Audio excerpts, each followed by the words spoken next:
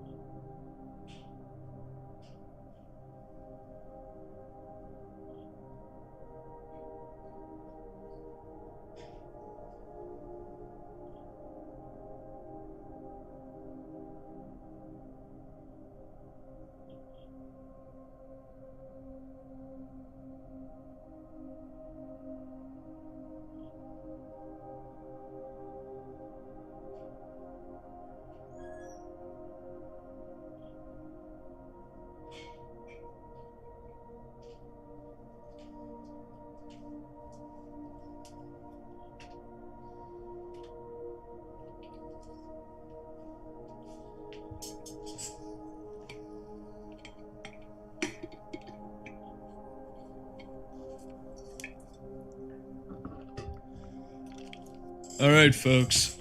I'm here. Let's fucking kick some ass, or I guess I don't know, power scale correctly. So, let's get this out of the way. I was using it as a cheat sheet. Okay. Here we are. The day is here. Power scaling people, it's here. We're gonna be ranking every single base Primarch at the time of the Great Crusade. I sure know everyone in the Discord has been waiting for this moment. I hope you guys have been too. If you guys aren't in the Discord, go join it. The last couple days have been very hectic for the herd. We've had a lot of conversations. We've heard Lehman Russ is a top tier Primarch. We've heard Rogel Dorn is a top 5 Primarch.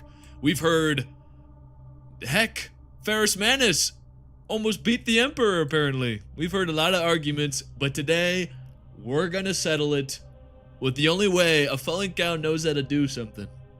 With the fucking tier list, people. With the goddamn tier list. And before we start, I have a funny story.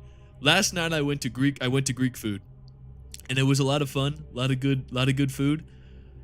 We literally started making a tier list of from stalking to spying to kidnapping. It was wonderful, but it wasn't wonderful. It was interesting, we'll say. And I that's the summary of that is I just love tier lists. So, yeah. I'm in my Fallen Cow jacket. I gotta be ready in my gear, and I'm wearing some SpongeBob PJs. Quite the fit for quite the video. I also have a nice my second cup of coffee on the day, because I'm gonna need it. I'm probably gonna need 3 by the end of this video. Just how insane it's gonna be. So, how we're gonna do this, it's pretty much your normal Fallen Cow video. We're gonna be ranking them all. We have S, high, mid, and low. Lionel John, yeah, all 19 of them. We got Omegon even in here. Even though he's going to be pretty much relative to Alfarius. So Omegon has literally no feats whatsoever. But yeah, we're gonna do this. I'll probably cover a couple of things before we actually jump into this. But how's everyone doing today? How's the chat doing? Good. Looks like Korax is going bottom 15. Oh boy, that's a crazy take, Mr. Crab, Mr. Krusty Cajun, Mr. Crab. I'm just gonna call you Mr. Crab. Oh my gosh. This is gonna be interesting. How's the audio? Audio all good, guys? Is the music too loud or anything? How's everything going in the world of the herd? Are we all doing good? So it's funny you guys are talking about Corax. There's this guy in the Discord called TJ King. He's awesome. He loves Corvus Corax to death, and it's really a bummer that he's not here. It's a bummer he can't support the ringed bird boy, because I have a feeling he's gonna go very far down in the rankings. Unfortunately, it might be a tough day for the bird boy. Audio's all good. I'm chilling, man. Ready to see this tier list. This is gonna be a crazy tier list, bro. That is for damn sure. Okay. I think we're all set. All right. Here is the definitive Primarch base Crusade ranking. So this is all the Primarchs at the height of the Great Crusade, from weakest to strongest based on feats, statements, and excerpts. This is definitive. This is the correct answer. If anyone tells you differently, they're wrong, and they should eat a barrel of apples to keep them from the doctor. I don't know. That was a bad analogy. We're starting off not too hot. Shout out the Illuminator who made this tier list. Wonderful arty picked. Great expert with Photoshop and Adobe. Yeah, Photoshop. Shout out to him. Great job. Shout out all the cows in the Discord who helped me prepare an insane amount of excerpts, feats, and statements. I'll probably put that document down in the description of this video, because I'm going to turn this live stream into a video, if that makes sense. And you guys are the best. Seriously, all the guys in the Discord, you guys are the fucking best. Yeah, we could just jump into this. Is everyone ready? I need everyone in the chat to start mooing. Everyone needs to moo right now to get this thing off the ground. Let's start mooing. Moo. Come on now. I have a lot of caffeine in me right now. Let's see. Chilling with my kid, ready to hear peak power scaling. My type of guy. My type of guy right there.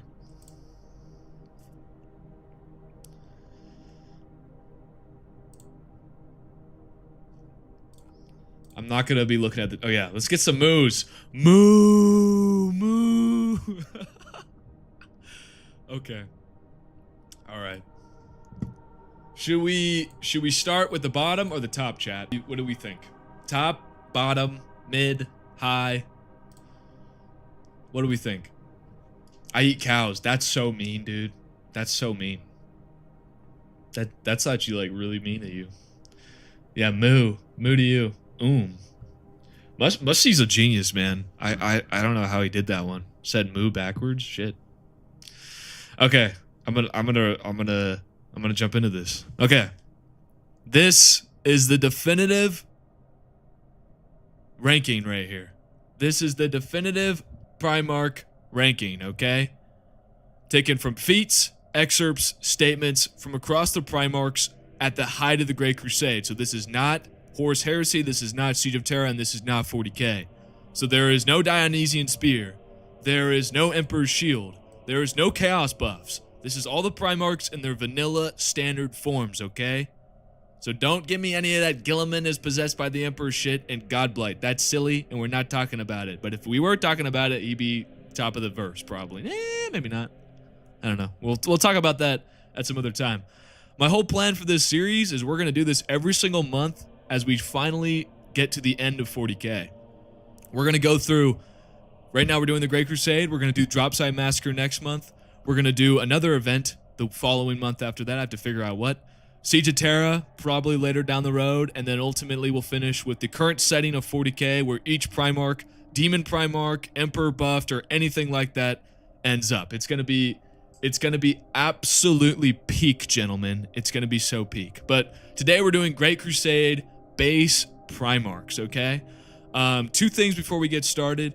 This is completely subjective. A lot of these excerpts, statements, and quotes, they're taken from codexes or rulebooks, but they can also be interpreted in certain ways. For example, you could look at the Ferris and Fulgrim fight and say, oh, Ferris did really well, and that makes Ferris and Fulgrim relative.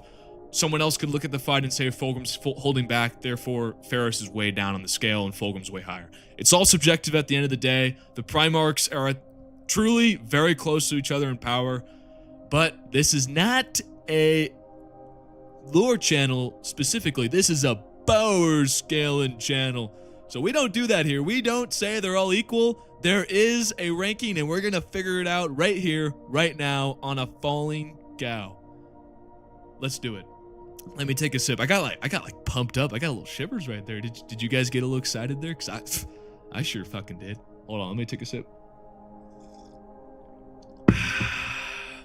Okay. So, right off the bat, I would say we can put... I'm going to start from the bottom, because I feel like the bottom is just the easier way to go. I think we can easily put Alpharius and Omegon at the bottom. I think that's fair. Alpharius loses to Rogel Dorn in the book Praetorian of Dorn. Omegon has literally no feats whatsoever, unless I'm wrong, chat. I got goosebumps too, Musty. I don't think I'm wrong in that assumption, but I think they're at the bottom of the pack. I think it's stated in the book Head of the Hydra that they're one soul and two bodies, which implies that they're already kind of weaker, and they're literally the height of a Space Marine in Terminator armor. Do I need to say more? They're also bald, which I'm gonna give like minus 10 points to. 10 points from Gryffindor or Slytherin. See? Oh, a little Harry Potter reference there. Yeah, but Alpharius, Omegon, I'm gonna say back of the pack. They're 18 and 19 respectively, and I don't think you can make an argument for that. And then I'm gonna do something pretty crazy here. This is an easy one. Magnus the Red is the strongest Primarch in base. It's okay. So let's. I'm seeing some. We'll put them in there, but I'm seeing some nice arguments in the chat.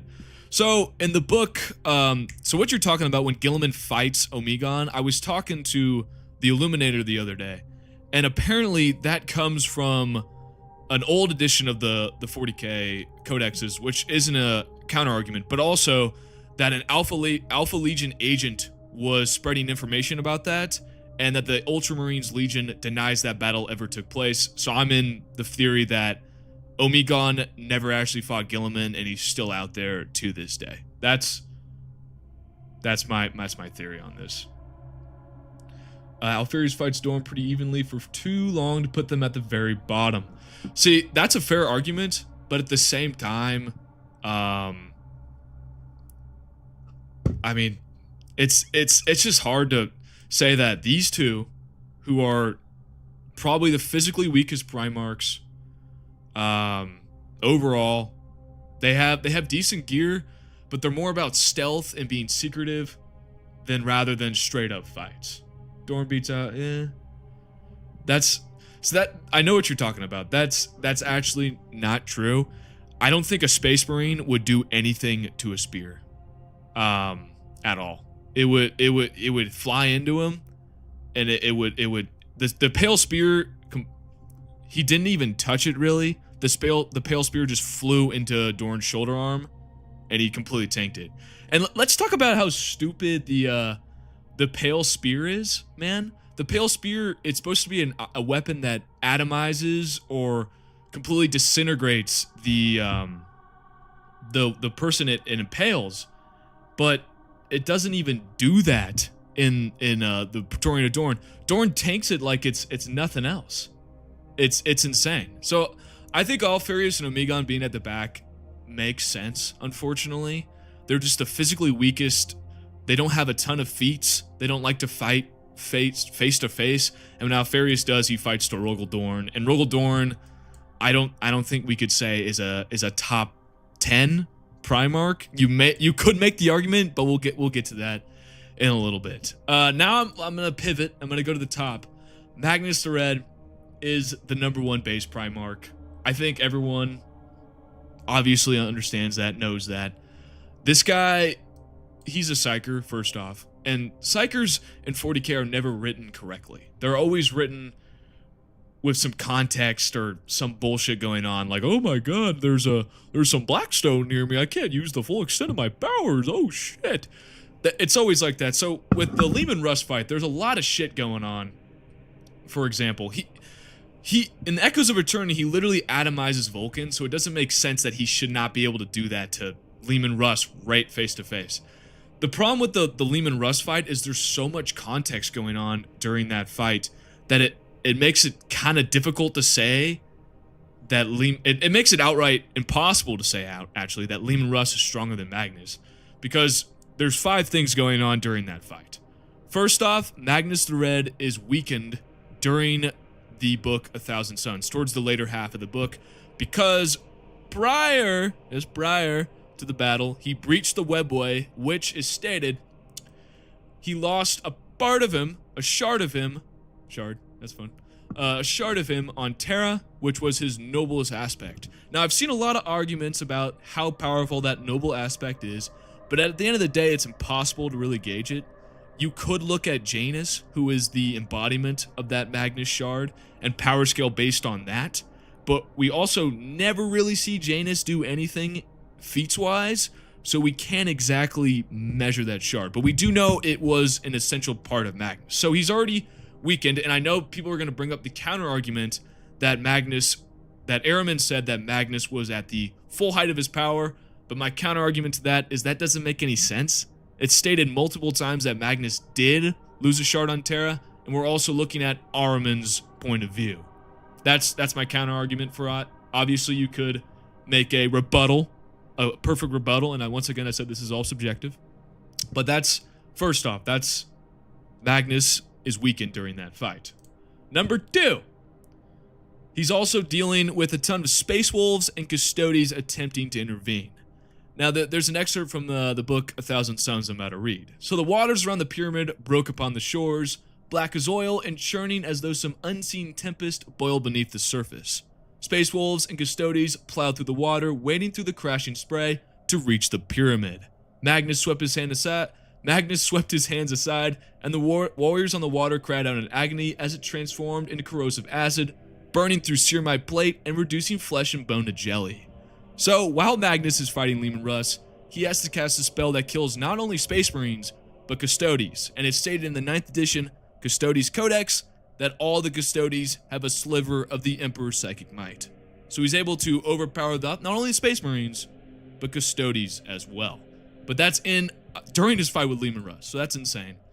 Third, Magnus does impale Leman Russ with the Spear of Pure Thought, but the Wolves, Fairy, and Gary intervene, making it effectively a 1v3 for maybe a sliver of time. There's a lot more to that, but I don't want to just sound like I'm glazing Magnus the Red, because I feel like that's what I'm doing right now. But Magnus the Red is number 1. He is the strongest psyker, second strongest psyker besides the Emperor. Theoretically, he could do anything with his psychic might. He's just an idiot. He's literally just an idiot, and the way the writers write him, he just seems like a moron overall, and I'm disappointed in GW for that. Let me catch up on chat while I take a sip. Nah, Russ is immune. Russ also has nose. See the null argument. I used to believe that as well, but I reread the 1,000 Suns book again, and the nulls are actually nowhere near them. So the null argument, it's fair, but it's not going on currently during their fight. So we got Magnus the Red at number 1. I think that's fair. Any rebuttals, any counter arguments from the chat? This coffee is single-handedly saving me. I don't know about you guys, but it is a brisk Saturday morning, and we're gonna be here for a minute. Okay, so I'm gonna put Magnus the Red at 1. I don't. Yeah, that's fair. Yeah. Ahriman might also just have never seen Magnus going full power, so him using that much power is just the max he's ever seen him use. I think that's a fair argument as well. I just don't know how Magnus wouldn't beat 1. So imagine you're in a grassy field, and Sanguinius is coming after you. couldn't you grab Sanguinius while he's flying and toss him around? If you're the second strongest Psyker in the Imperium, you should be able to do insane things. We've seen him throw ships around with his mind. We've seen him destroy entire navies and armadas. This guy's broken. He's cracked. He's thrown Eldar Titans around. And he's atomized Vulcan. I've said that already. If he can alter and atomize the physiology of a Primarch, he should be able to do that easily with any of them. It boggles my mind. The whole Echoes of Eternity book, just like, it throws Magnus out there to be so broken, and then it raises the argument, why didn't he ever use his atomizing powers in the first place? I digress, but I think Magnus is a solid 1 tier. He's in a league by his own. And when we later get through this series, I would love to see how everyone feels about post Molech Horus being above Magnus the Red.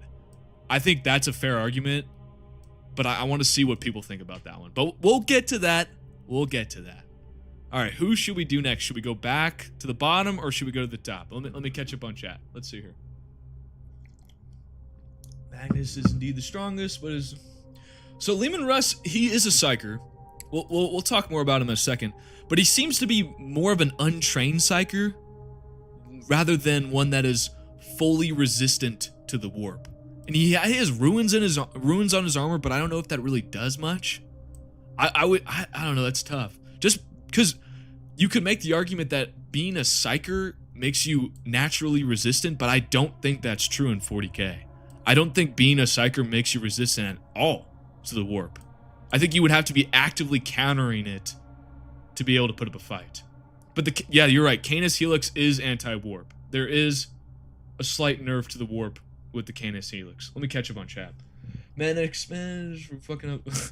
Vulcan upscale, so Shuriken Pistol can be upscaled. Yeah, if Shuriken Pistol was here, it's in a tier by itself. It's the Shuriken Pistol is universal. It's straight up kill. If you guys have not read Unremembered Empire, the Shuriken Pistol literally one-shots Vulcan. It just kills him like that. It's the silliest shit I've seen in my life.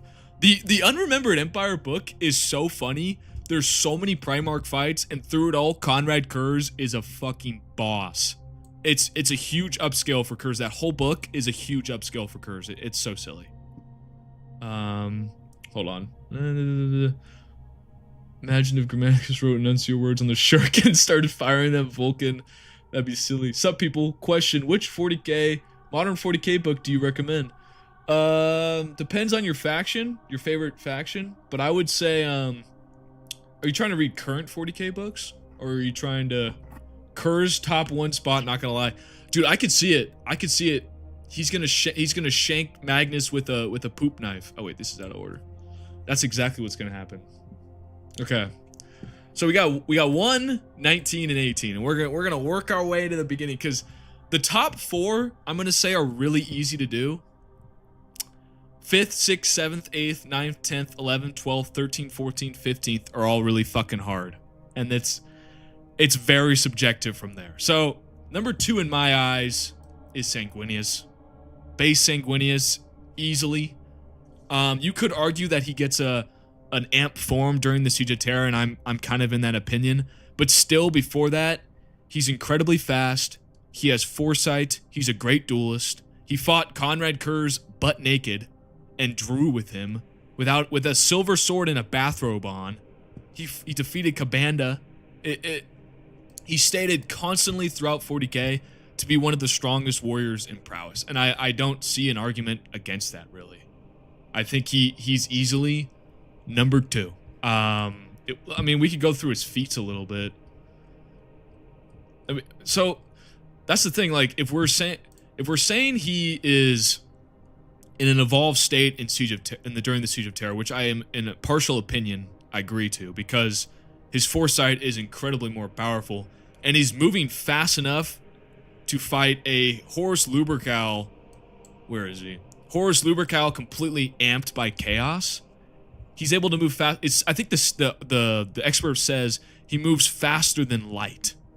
So he's definitely amped to some degree during the Siege of Terra because fate is pulling him towards his death, but he's just so amped. But still, I think base Sanguinius is number 2. I don't see how he could even beat Magnus the Red. Like, I love Sanguinius, but if he's flying at him, Magnus would just atomize him in a straight up fight. Okay, let me catch up on chat. The poop what? Oh, yeah. Okay, but here's the agenda. Would Sanguinius win against Angrath? Lorgar did. Dude, that fight's crazy. If you guys don't know, during the Book Aurelian, Lorgar goes into the Eye of Terror and he kills one of the greater demons of Khorne in single combat in the Eye of Terror, which should physically be impossible. But you could also make the argument that is a psychic awakened Lorgar, so this is not base Lorgar. But we'll get to that in a little bit. So Magnus 1, Sanguinius 2. I really don't see an argument against Sanguinius 2 or Magnus 1. Russ is a psyker. We see it several times. If you want an example, it happens in Scars, it happens in the Great Wolf, happens in Prospero Burns, and I think it happens in Wolfsbane. Right off the top of my head, I believe so. But if Space Vulcan would... So, we talked about this in the Discord. I'm going to reiterate this here. So, Vulcan's perpetual powers, if he dies, that's it for him. He doesn't get a second life because I feel like that would be unfair. If we bring up Vulcan's perpetualness, he would be number 2. We're gonna count it as regeneration, but we're not gonna count it as immortality. So these are like straight up 1v1, one death fights. Okay, that's how we're gonna do this. I probably should have brought it up in the very beginning, but that's how we're gonna do this. If that makes sense. Flies in. Yeah, Cerberus, you're right. I just don't see how Sanguinius would not be 2. Now 3 is where things can get a little bit more difficult. There's a lot of ways we could go here. I'm partially in favor of Lionel Johnson in base form being 3. I've heard arguments about Vulcan being number 3. I've heard arguments on, who was it? Horus Lubercal being 3. There's a lot of ways to do this. So, really gonna nerf my boy just for him to be still 3. Insanely competitive spot. How about this, guys? Let's do the cop-out thing. Let's go back to the bottom. let's get back to that a little bit. I think after Alfarius is Lorgar. I don't really know if there's another argument for that. Lorgar loses or ties with Gilliman in the book on Betrayer. That's without his psychic powers, so I would argue that's more in line with base. He gets destroyed by Corvus Corax, is stated to not have any real swordsmanship or dueling ability. He's compared to Fulgrim or Jekatai Khan, so he's not a good duelist. Loses considerably large amount, but at the end of the day, he is still he's a Primarch, so he's not the weakest. And these guys I say he's over Alfarius and Omegon because they are one soul split into 2 bodies, as opposed to Lorgar, who is still one whole Primarch. How do we think about that? Lorgar coming in at, was that 17? I think that's fair. Hello, Rort273. Hello, good sir. If Lorgar wasn't such a bitch and used the Nuncio to full potential, he could easily be top 5. See, dude, Nuncio is so fucking weird. I'm making an old ones video, and that's gonna come out probably on Monday or Tuesday. Annuncia is a Dan Abnett Deus Ex Machina device. No one else ever uses Annuncia in their books except Dan Abnett. It's like he created it and no one else wants to use it because it's so fucking broken. John Chromaticus literally stunned Horus Lubercal at the height of his power with 1 word. Imagine what Lorgar could do if he's mastered Annuncia. It's the silliest shit. It's the silliest shit. I mean, if Lorgar had mastered Annuncia in Demon Primarch form, he'd be the top of the verse. He'd be one of the strongest characters in the 40k. But yeah, Lorgar Loki, the potential man of the Primarchs. No, that's Who's potential man? Who would we give? So Horus is the statement merchant. That's easy. Potential man. Who is the what if? Honestly, it might be Lorgar. Or is it literally Magnus?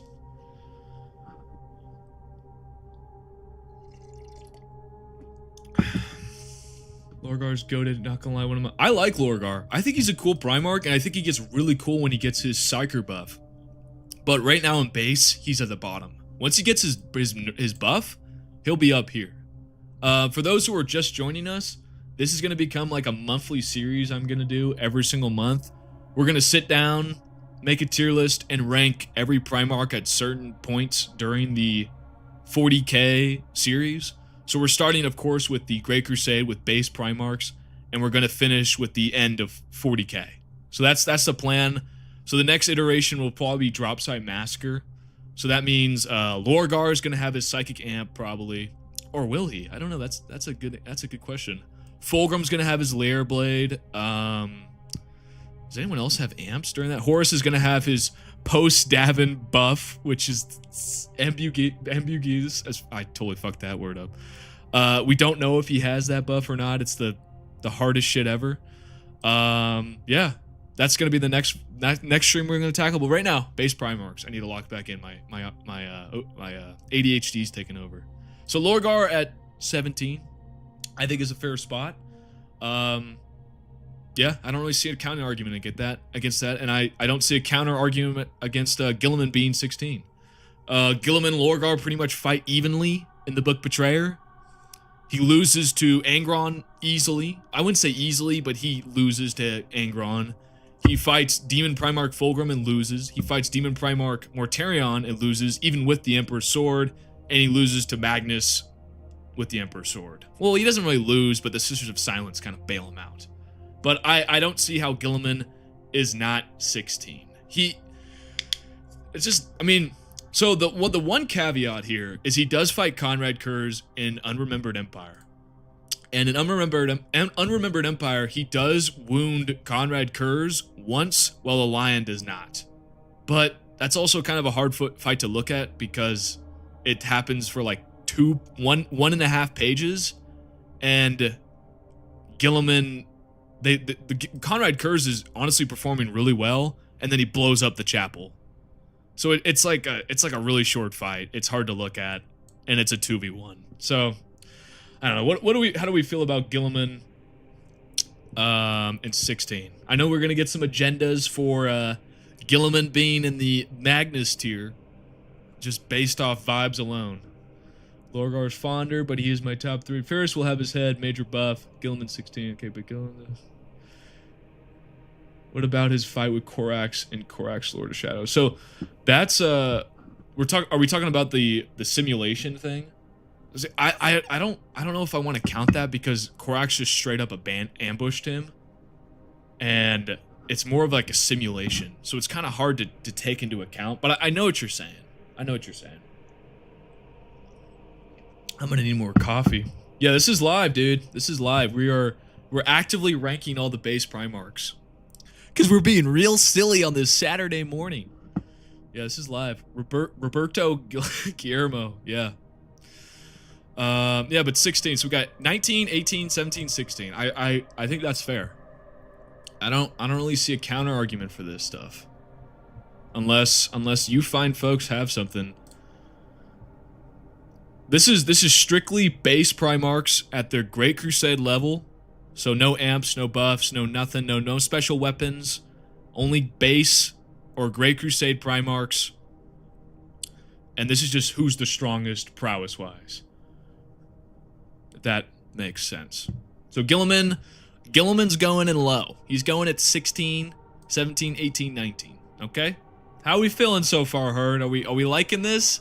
I think right now this is good, but we're about to take a nosedive into controversy. Because we got the 15 spot. And there's a lot of candidates for the 15 spot. And it's going to upset a lot of people. Boy, if you don't stop giving him ideas. Since we're here at the bottom, we better get Vulcan out of the way. Yeah, I'm down. We could put Vulcan at 15. He dies a lot, right? He dies to what was that, a shuriken pistol in Unremembered Empire? Oh, yeah, that's right. And then some humans dodged an attack from Vulcan? Oh, yeah, that's right. Sorry, I'm just trying to debate the Vulcan stance. I truthfully had no idea Vulcan was this popular. I literally had no idea. I think I'm completely living under a rock because there are so many Vulcan fans. It's insane. I had no idea.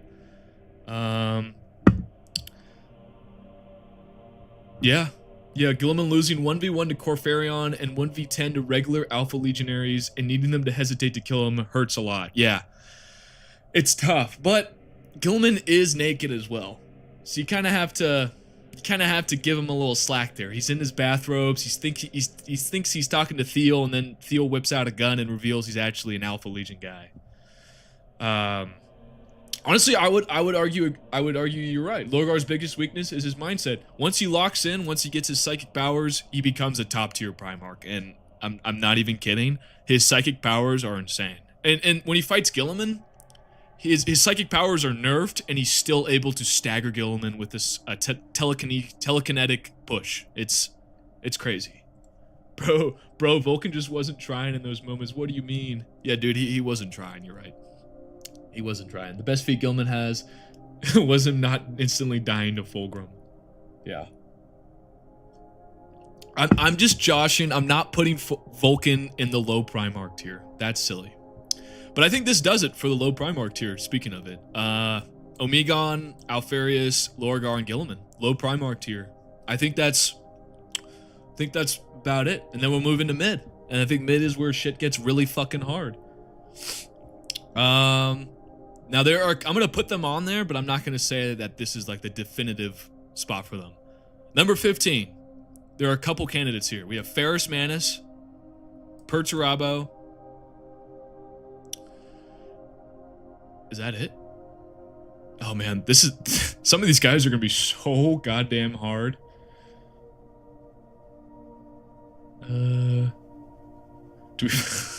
Vulcan fans love that it's also a hammer scene. Yeah, they really do. I think this is literally it for the 15. I was thinking about who else could be in the conversation for this, but I don't really think so. So, this is where shit gets hard. This is where shit gets hard, guys. So, Perturabo has one Primarch fight, and it's against Demon Primarch Angron. And the problem with this fight is that we don't know if Perturabo is nerfed during that fight, or if he's functioning at full capacity because he has rebuilt his Logos armor.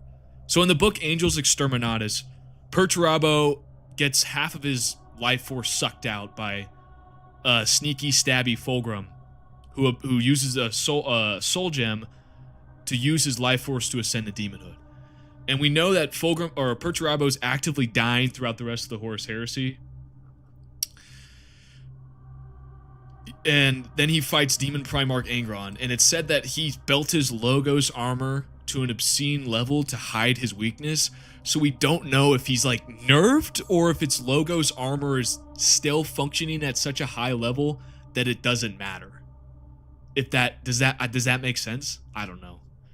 So then he fights Demon Primarch Angron, and Angron is completely getting third party to hell. Angron's getting bombarded, he's getting shot at, and he's actively weakening throughout their whole fight. So it's more of a purdy durability feat than anything, is what I would say. He lands a couple strikes on it and manages to damage Angron's armor, but that's Angron who's actively shrinking, which implies that he's getting weaker, and it doesn't physically wound the Demon Primarch, as opposed to Sanguinius, who's throwing the Spear of Telesto through Angron's goddamn face and shattering his back of his head.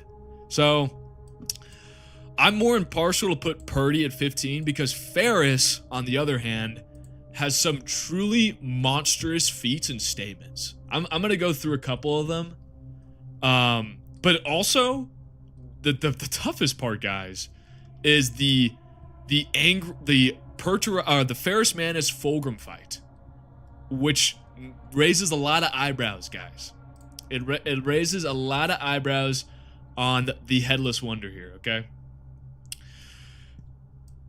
Is Fulgrim holding back? Is the first question in my mind. Is Fulgrim holding back during their second fight?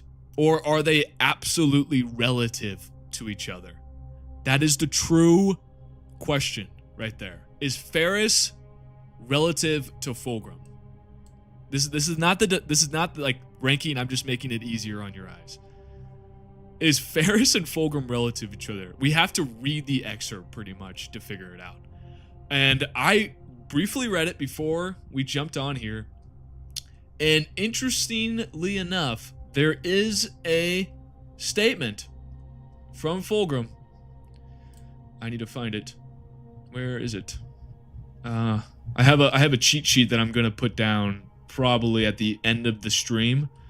Has literally every single statement and thing that we could possibly find. Oh, I can't find it now. Here it is. So that's not it. What the hell? Where is it? Was it in? I can't find it. But it literally stated that Fulgrim was slightly hesitant, or not implying that he was holding back, but there seemed to be a emotional factor into that duel that I think Fulgrim was not going all out.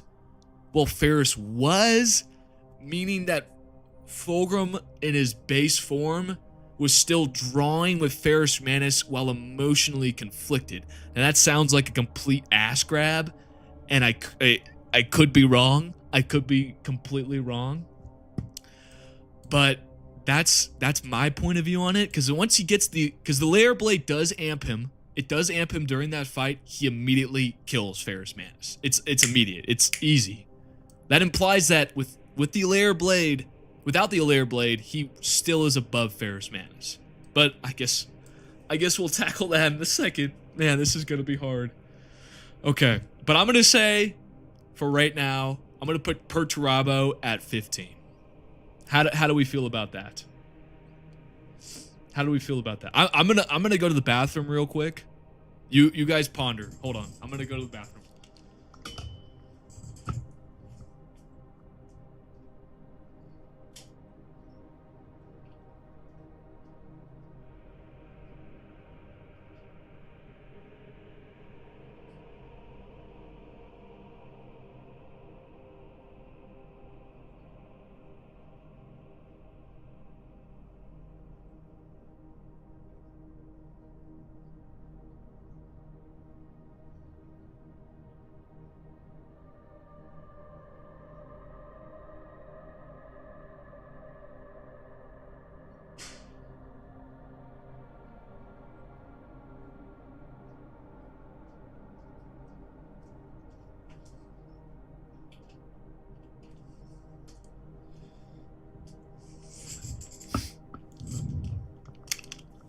Okay, let me catch up here. So we're saying, nah, Purdy is a boss. Nah, Purdy is smart as hell. Wouldn't a numbered list work better than the tier maker? That's fair, but I have a truth. I'm obsessed with tier list. I think I'm low key addicted to them. It's just so fun to rank things, guys. Son of a gun. Bro's a tank, smart, and got a big hammer. Oh my god.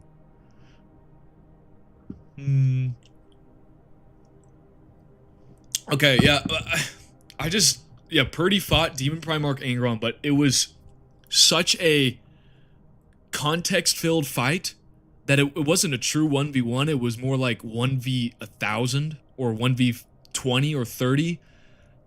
It's not a fair fight by any of the means, and that's deliberate because Perturabo is a genius, like you're saying. So I'm gonna leave him at 15 for right now. But we could circle back to it, and we could lock him in a different spot. Okay? How's that sound, gentlemen? How do we think about that? I'm honestly, I'm really scared, guys, that Perturabo is going to end up in the fucking... Oh no, Jagatai Khan's gonna end up outside the top 10. I really think so. And it's gonna be quite insane. Okay. So Perturabo at 15 for right now. I think out of all these guys, I think Ferrus might be 14. Might be 14. What do we think? What do we think? Ferrus Manus at 14. Perturabo at 15. I don't know, man. It really just depends on the Fulgrim fight. Because, okay, Ferrus does have a ton of feats, and we should probably talk about them because they're quite insane. Okay, so first off, Ferrus Manus is among the strongest of the Primarchs, according to the Horus Heresy book Massacre. His hands are made of necrodermis, one of the most indestructible materials in the universe. They could splinter ceramite like thawing ice, and the flesh and bone of even a Primarch could offer little defense against them, according to Horus Heresy Book 2 Massacre.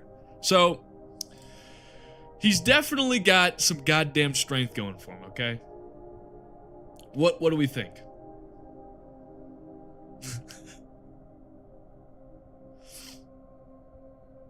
Yeah, I need some more coffee.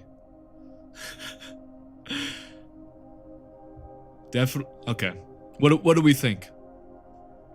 Ferrus Manus at 14? I mean, what else does he do?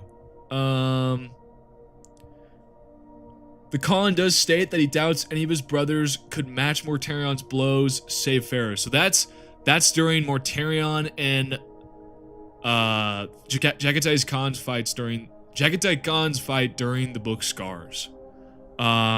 So he's definitely one of the physically strongest Primarchs, and it really comes down to the fact, guys, if Fulgrim is indeed holding back or not. And I'm going to say he is to a degree, so I'm going to put Ferrus Manus at 14 for right now. For right now, we'll circle back before we end the stream and we'll talk some more, okay? First time catching you live, thanks for the entertaining videos.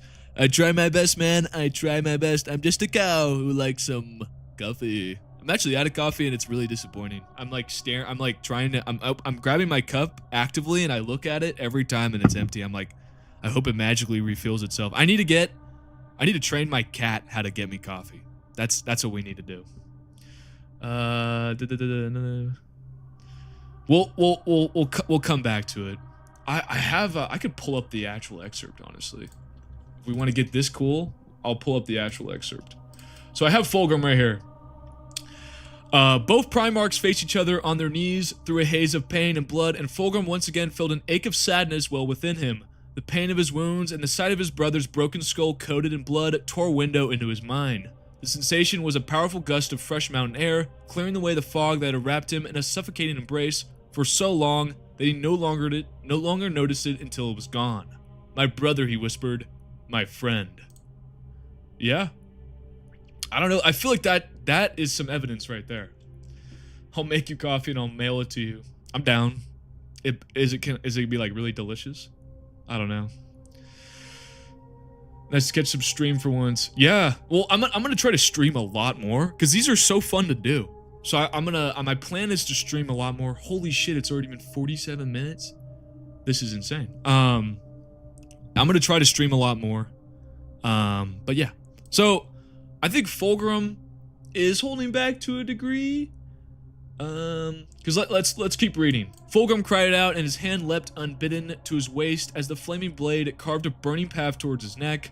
Silver steel flashed as he drew the sword he had taken from the lair temple and blocked the descending weapon. No, cried Fulgrim, that is not right. This is not right. I feel...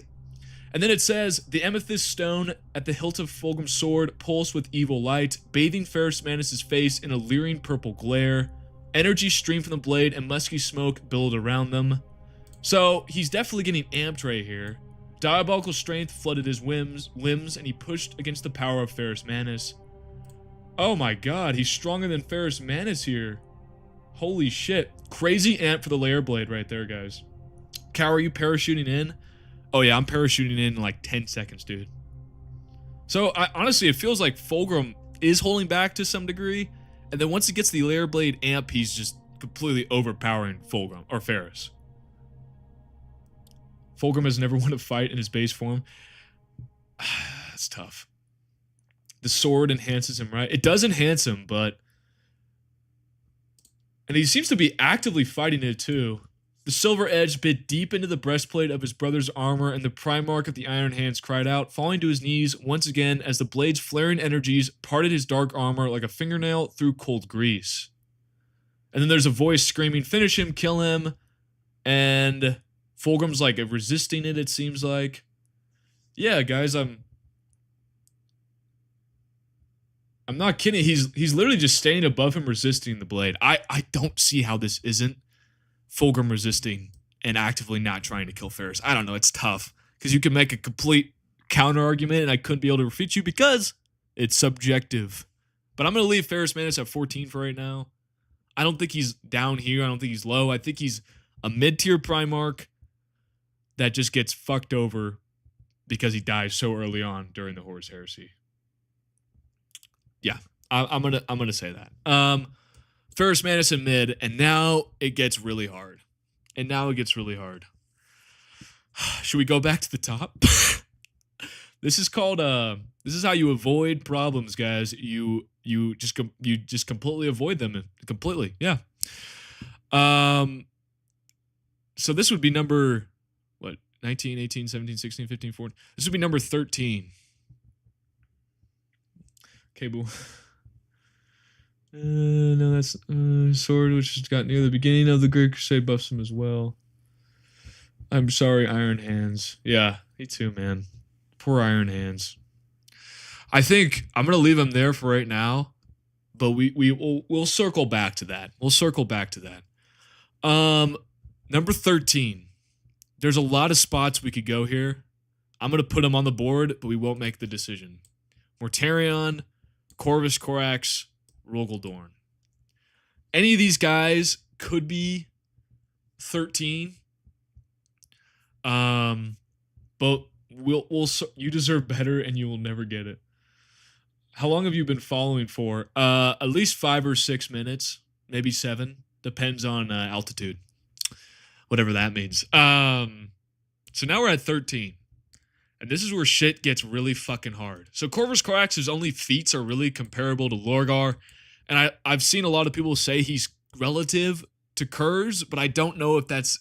There's no direct statement that says he's relative to Kurz. It's more implied, and I don't know if that's directly true. It sounds more like stealth rather than straight up prowess, if that makes sense. Thank you everyone for your condolences. It truly is tough being the Iron Hands fan. Yeah, I'm sorry, man. It's a tough world out there. Number 13. This is hard.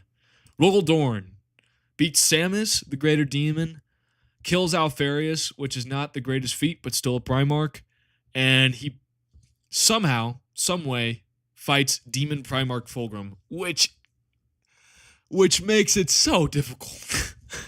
Because, okay, so if we look at the Fulgrim fight without any context, without any reading into the lines or interpretations, fighting a Demon Primarch and defeating them easily makes him a top 5 Primarch.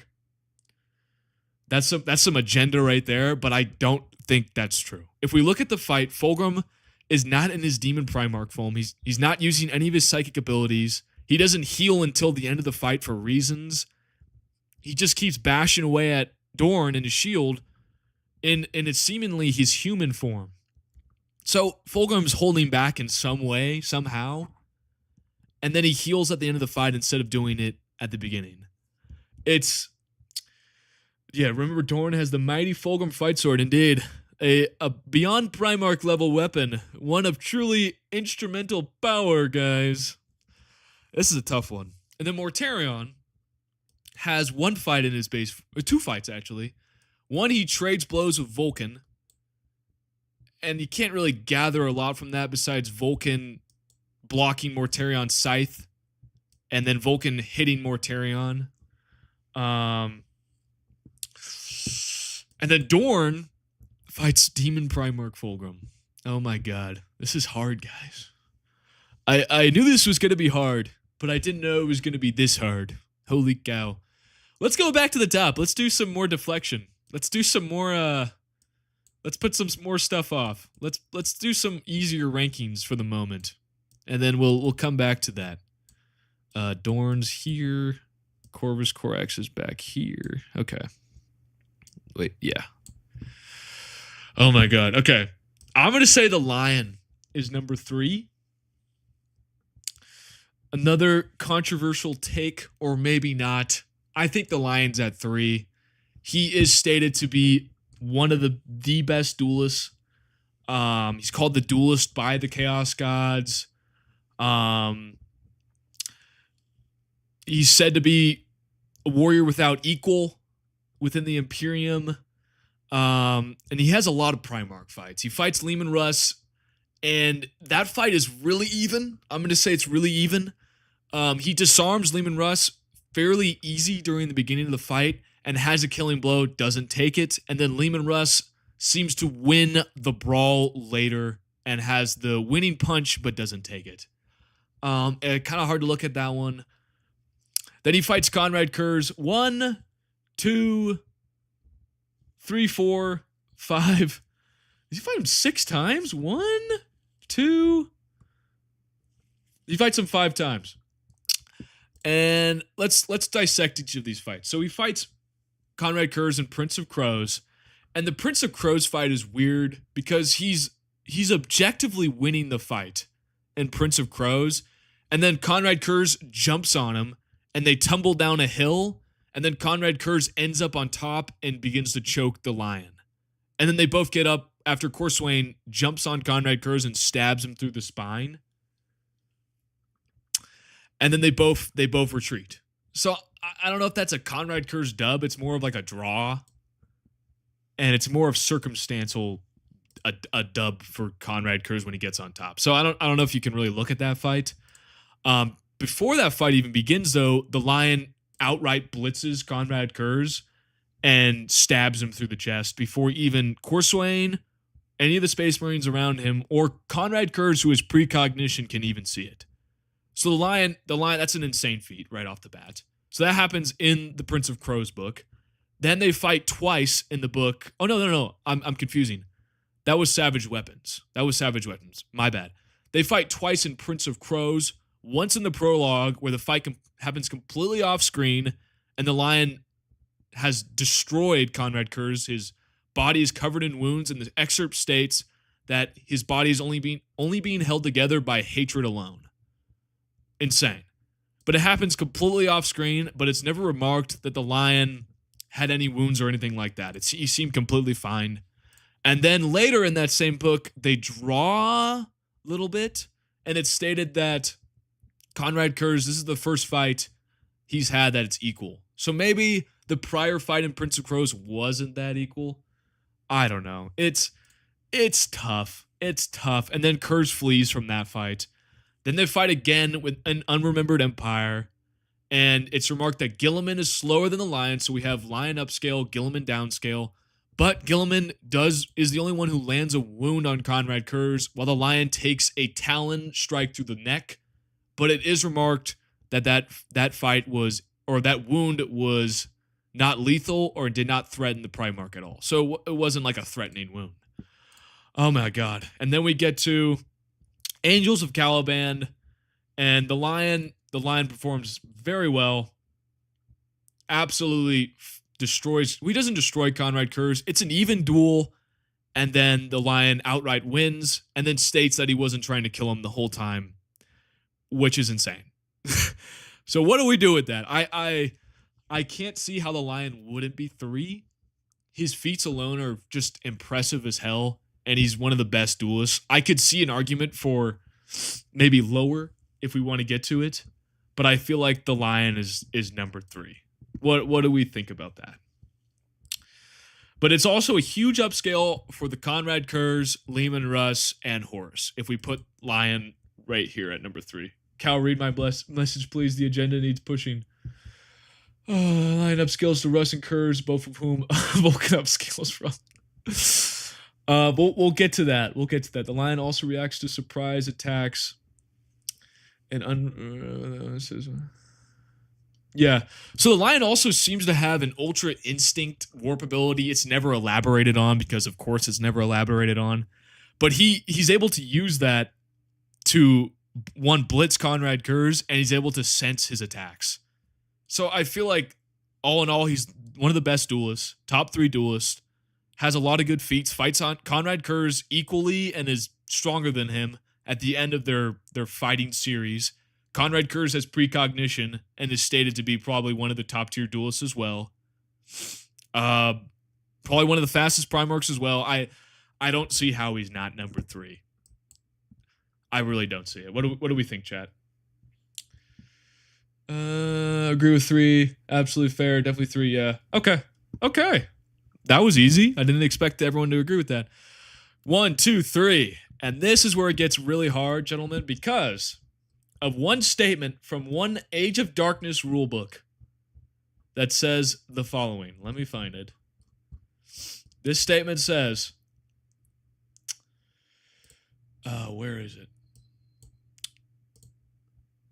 Here it is. Despite this honored place, the line remained apart, for though his strategic skill and talent with the blade rivaled that of Horus himself. That's the quote. And then there's also the Son of the Forest, which some people think is not exactly implying combat ability, but I feel like it is.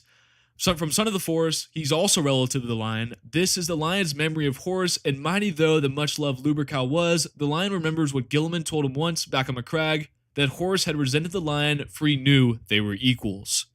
Now you could say that's generalship or strategy or just compliance record, but I feel like that also supports the Age of Darkness quote or statement that says the relative. So, sadly enough, this was a big part of the new Horus Lubercal statement merchant video I just posted.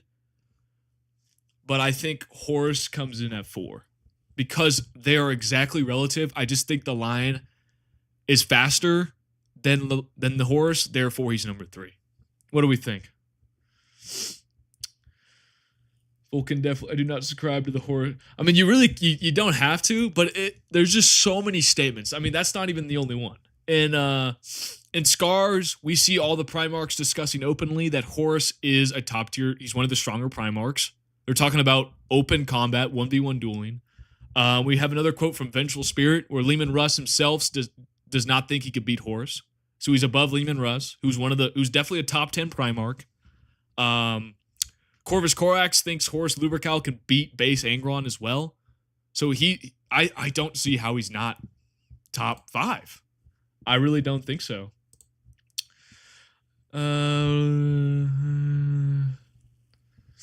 Vulcan has a no too high on page feats. See, he doesn't. Okay, I agree with you. He has no on page feats, but statements also matter. Statements matter in 40K because at the end of the day, we're reading. And if an Age of Darkness rulebook, you guys still see the screen? Okay, that was weird. Okay, we're back. I'm sorry. Yes, but it's statements alone, and statements matter, guys, because it's Warhammer 40K, and even if it's a random statement or excerpt or anything like that, I can't just refute it because it's the Primarchs talking about each other, and I can't just say, oh, that doesn't matter because it's a statement and we've never seen him on page do anything. But it's impossible to just say that doesn't matter. He just has too many statements to say that he's weaker than any of these fellas. So, unfortunately, guys, I'm going to have to put Horus, for right now, in the 4th spot. How do we feel about that?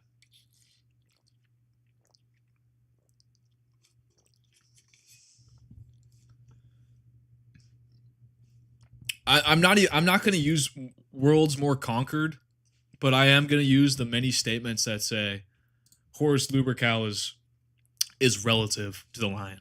And I just think the Lion's over him because he's faster. I think that's my argument.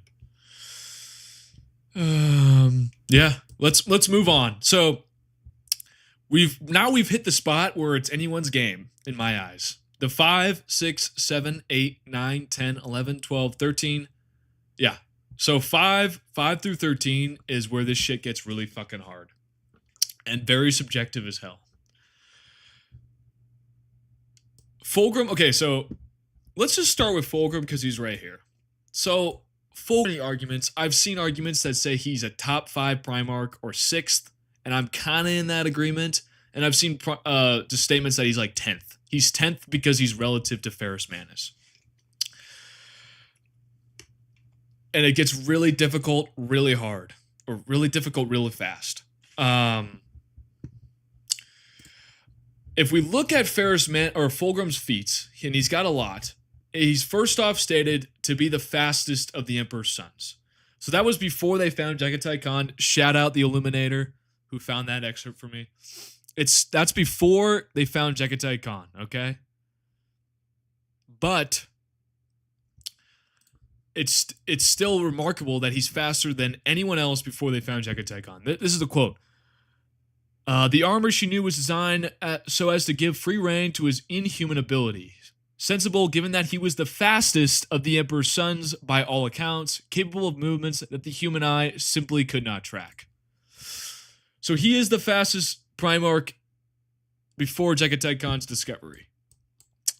That's quite the fucking feat. What else do we have? He's a more exquisite duelist than the Lion, according to Horus Heresy, Book 9, Crusades. Sanguinius wonders if the Khan or Fulgrim would win in a duel because they're both gods with the blade. Lorgar further implies that Fulgrim and the Khan are some of the greatest duelists of the Primarchs. Perturabo also considers Fulgrim a matchless duelist and even states that he is over the enraged purity of Angron, suggesting that Fulgrim's a better duelist than Angron, not stronger than him, but a better duelist. He tanks a punch from Ferrus Manus and is merely bruised. And remember, Ferrus Manus has necrodermis arms, so Fulgrim's durability is also pretty strong. But truthfully, we're gonna have to look at the Ferrus versus Fulgrim fights in the book Fulgrim. That's what we're gonna have to do to really figure this out.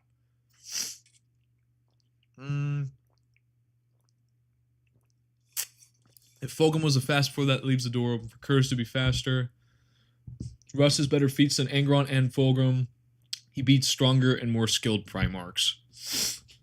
See, Leman Russ fights, you're right, Leman Russ fights stronger Primarchs, but there's so much context going in them that we're going to discuss that later. And in much more depth. This is going to be tough. So let's look at the Fulgrim fight with Ferrus Manus first, okay? Let's look at it real quick. I need to find it real fast, real soon. I wonder if I should just bring it on screen. Would you guys want to read the excerpt with me? I think it might be easier. Russ dueled with the Lion for 3 days, and Fulgrim is not doing that. We don't know that, but you're right. Leman Russ did fight the Lion for 3 days. But this is there did you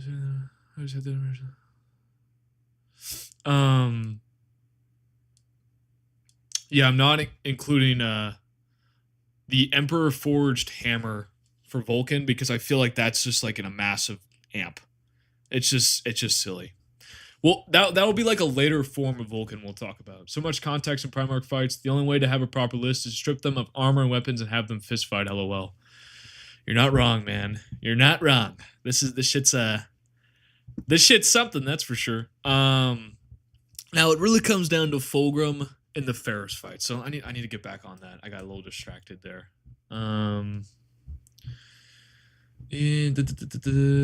We need to find this. What page is this on is the real question.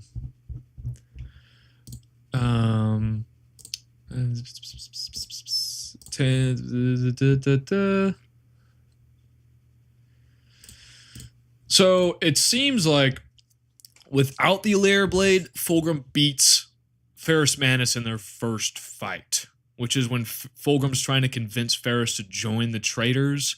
And then later, it seems like Fulgrim's conflicted when he fights Ferrus Manus.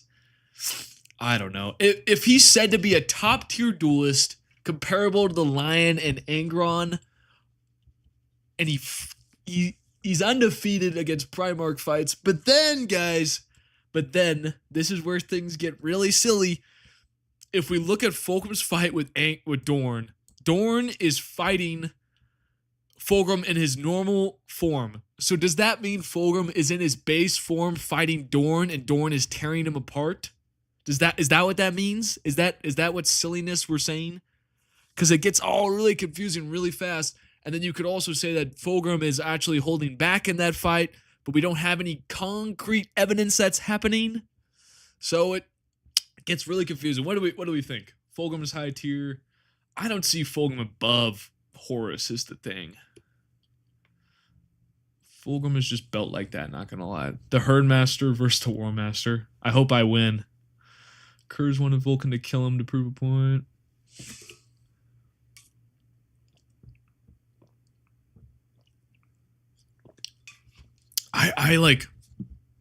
I want to say that Fulgrim was not trying at all, because it doesn't make any sense for Demon Primarch Fulgrim to not be using the full extent of his powers, because he has the ability to crush Titans with his mind, and he can heal instantly, and he doesn't use any of that.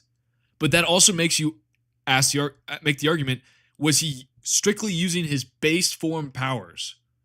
Was he strictly using his base form powers? Because then you could say Roldoran's 5, Fulgrim's 6, right there. But that's just straight up Roldoran propaganda.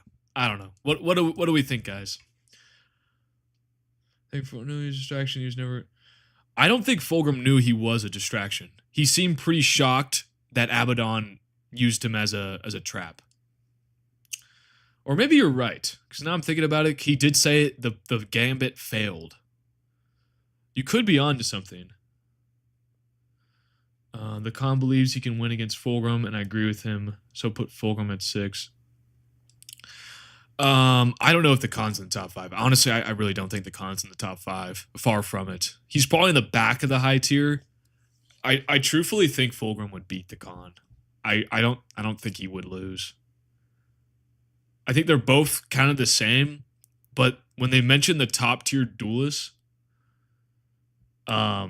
multiple times, it's always the Lion, Angron, and most of the time it's Fulgrim. And Fulgrim is actually said to be better than Angron as a swordsman. Oh man, the Fulgrim Doran fight really fucks everything up. And as much as I love Saturn, it makes everything so goddamn confusing, guys. Oh man.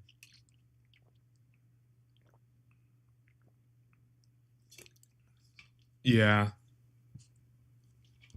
5 is hard. And then we have the Lehman Russ shenanigans with Angron. We have the Lehman Russ shenanigans right here. So, yeah.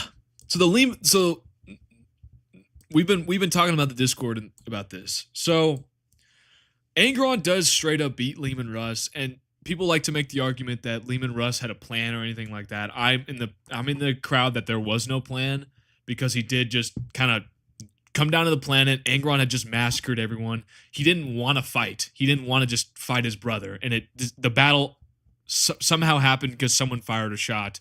Lehman Russ lost the duel, and the Space Wolves came to save him. There was no point planned or any strategy planned to show that Angron was an idiot. It seemed like more had happened, and Angron missed the lesson that the World Eaters did not save him, and the Space Wolves did, showing that Angron's Butcher's Nails were a horrible idea. I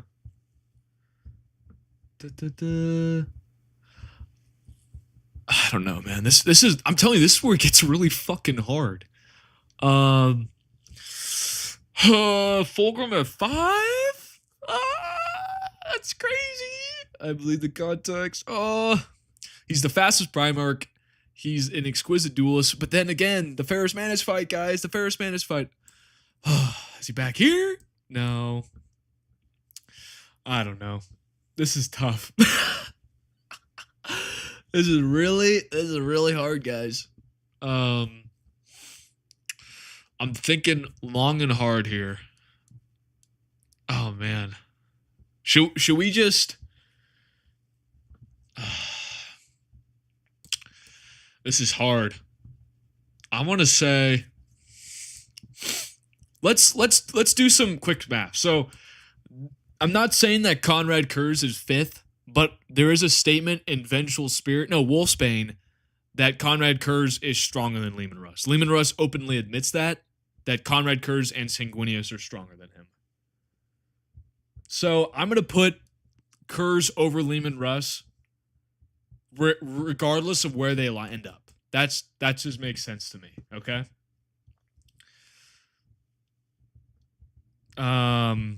But then we have to figure everything else out. Okay, so I've seen a lot of arguments that Vulcan beats Conrad Kurz several times, but also I don't know if that's true. So I read the Vulcan Lives excerpt literally yesterday, and in it, this is kind of how their fight goes in Vulcan Lives.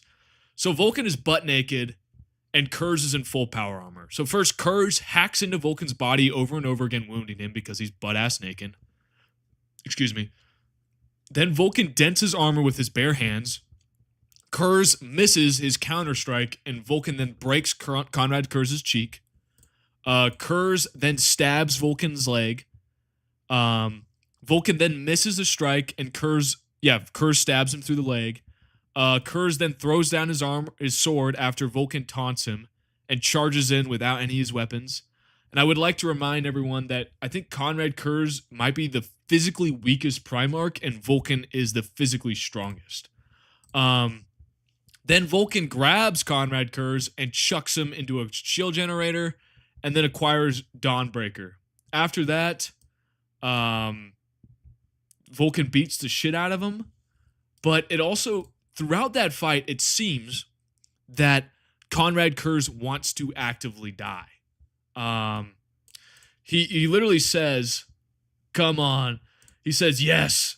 So wretched I wanted to kill him to end his suffering and take some measure of vengeance for all the suffering he had caused me and my sons. Come on." Kurz's eyes were pleading, and I realized he wanted this. He had wanted this. Not every chink of weakness I had seen in this place was feigned. Kurz truly did loathe himself so much that he wanted it to end. See, right there, it implies that from the beginning, Conrad Kurz wants to die. Hold on, I need to catch him on chat. These are all... So put Vulcan above Kurz. Leaving Fangos, rolling multiple... Don't hold back. Actually, like, Kurz is 5. And Vulcan wins a fair fight. Vulcan... Almost like Pokemon time. Vulcan couldn't even kill... The Logar and the twin should be physically weak. Yeah, it does.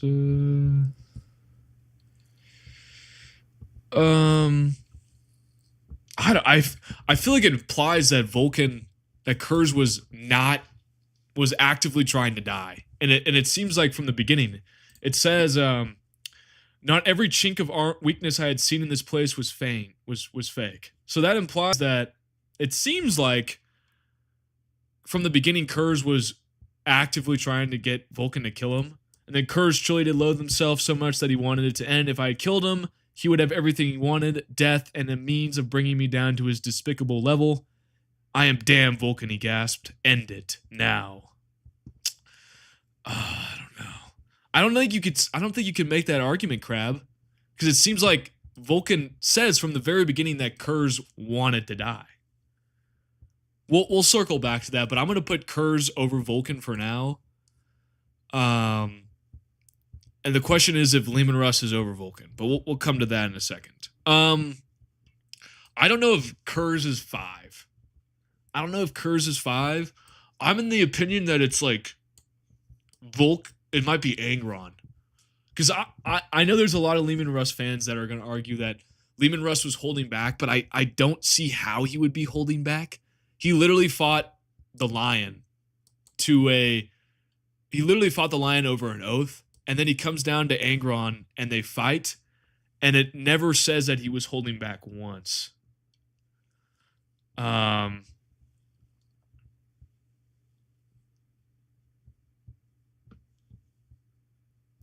don't know.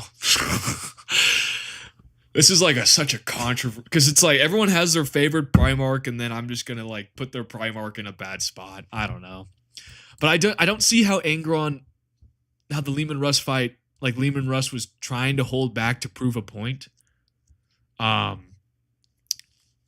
it says in the excerpt Betrayer that the Space Marines fled from the battlefield to come to Leman Russ's aid. And then that was the lesson, that the World Eaters were too engrossed in the battle and the Butcher Snails to care about their Primarch, and thus that was the lesson that Lorgar was implying to Angron that he did not learn, that Russ's sons actually cared about him and Angron's didn't, and that Russ could have killed him with his son surrounding him with bolter fire if he had wanted it.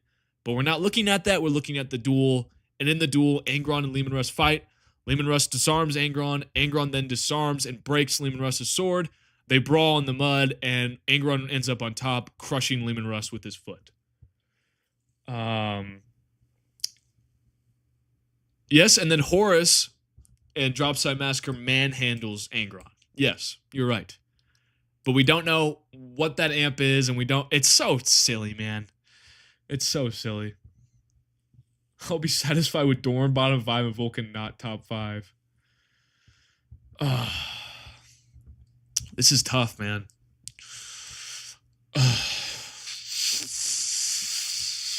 I don't know.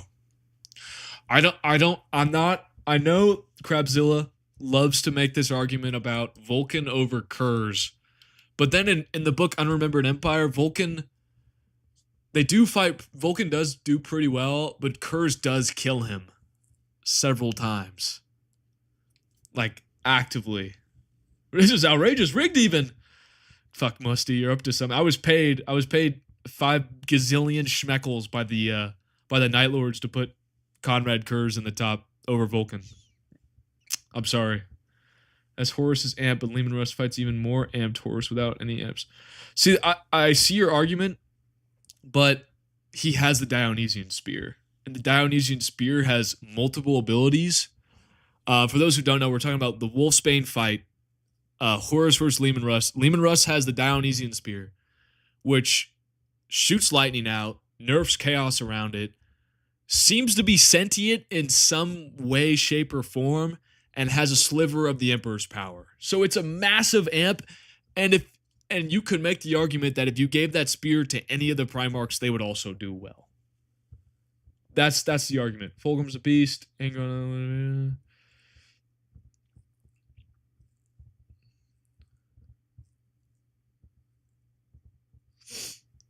I don't know. This is tough. I like Fulgrim, and I could see this. I could see this. I could see this. I could see this. I could see this, and I could see this. Nah, I don't see that. I think, to me, this is to me, guys. I think this is what I would say, but this is like a complete. I could see Angron being here. The fifth spot is where it really gets hard.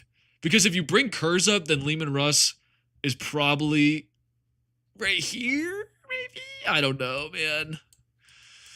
This is tough.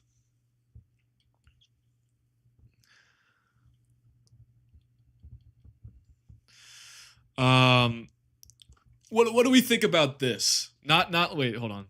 Leman Russ is not that high. Oops. What do we think about this? Magnus 1, Sanguinius 2, the Lion 3, Horus 4, Fulgrim 5, Angron 6th, Conrad Kurz 7th, Leman Russ 8th, and Vulcan 9th. I'm telling you guys, I don't know if Jagatai Khan's going to make the top 10. I really don't know.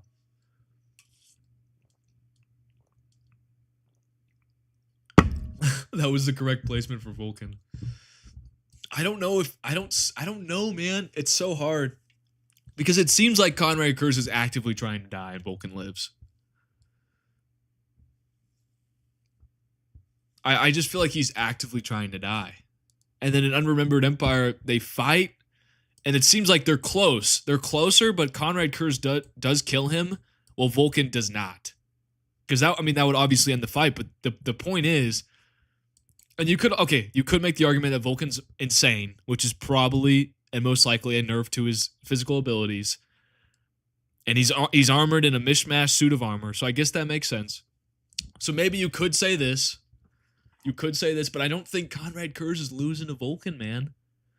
Like, straight up, in a 1v1 fight, I don't know. He literally fights the Lion evenly. But then that would mean a huge upscale for that would mean this. That would mean something like this. But I don't know. I don't know if that's true. Let's hear some counter arguments to this.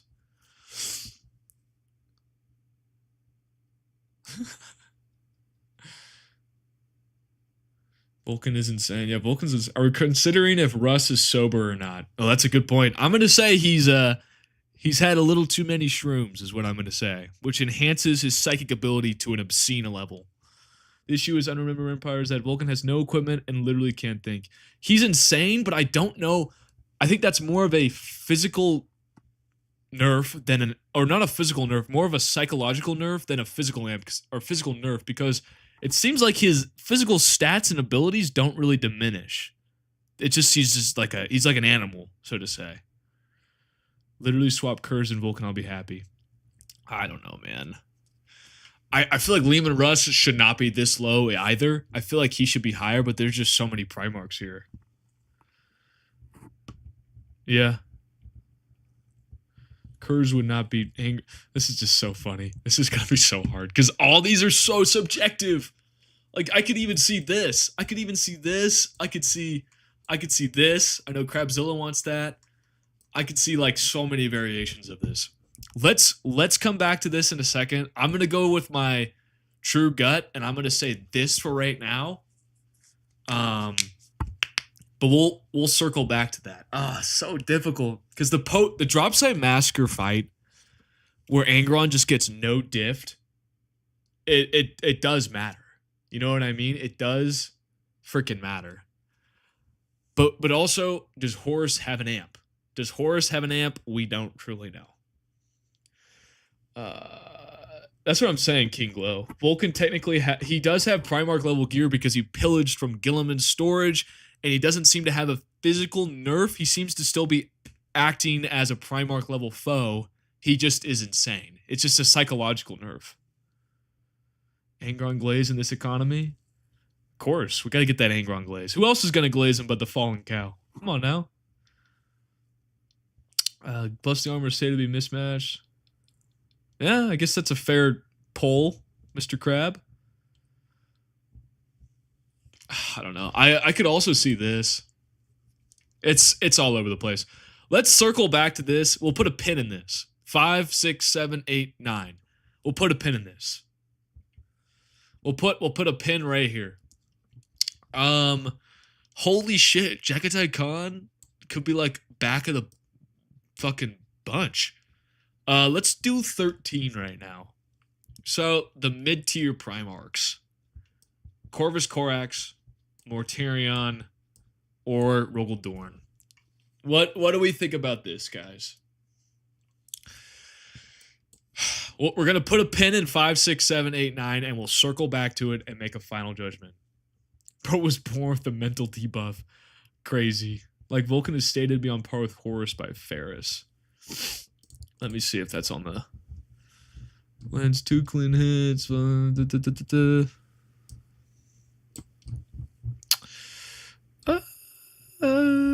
He's definitely the strongest Primarch, so I'll give you that. I wish, you know what? I really wish the Mortarion and Vulcan fight had a conclusion like the Angron fight, instead of it just like they hit each other twice and then like shit just goes sideways. I don't think Rogaldorn's low tier, man. I could see the argument being he's right here, but then you have to like, we have to make a ruling on the Fulgrim fight, on the Demon Primarch Fulgrim fight in the Book Saturn. We have to make a solid, conclusive ruling on the Fulgrim fight in the Book Saturn. We have to make a conclusive ruling. There's a couple ways we could look at it. Is he holding back? Is he using his base form strength? Because that would move Fulgrim way back. Is he just goofing around? It all matters on what we look at the Fulgrim fight. Because you could say he's like top of mid. But then, folks, we have to say Jagatai, because Jagatai Khan and base Mortarion are essentially relative to each other. They are perfectly equal, and you could say that was a matchup between the most durable Primarch and the most fastest Primarch, I guess. It really matters. I don't know. They have to be like, he's either 10 and Mortarion's 11th. Maybe this. Okay, look at this. I don't know, man. That Rogaldorn fight's so difficult. What do we think? A cow! If Fulgrim wasn't trying when he fought Ferris, then he wasn't anywhere near trying when he fought Dorn. He was a distraction. Ugh.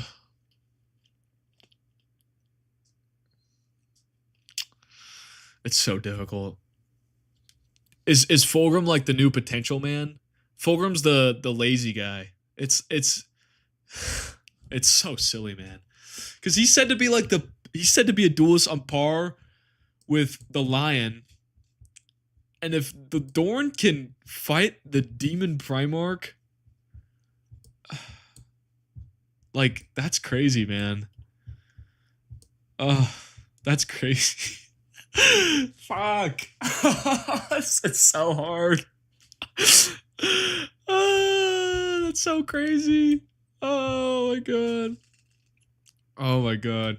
The problem with Corvus Corax is all of his feats are based on Lorgar, and he just bodies Lorgar, and I don't buy the hype that Corvus Corax and Conrad Kurz are relative to each other. I don't buy the hype there.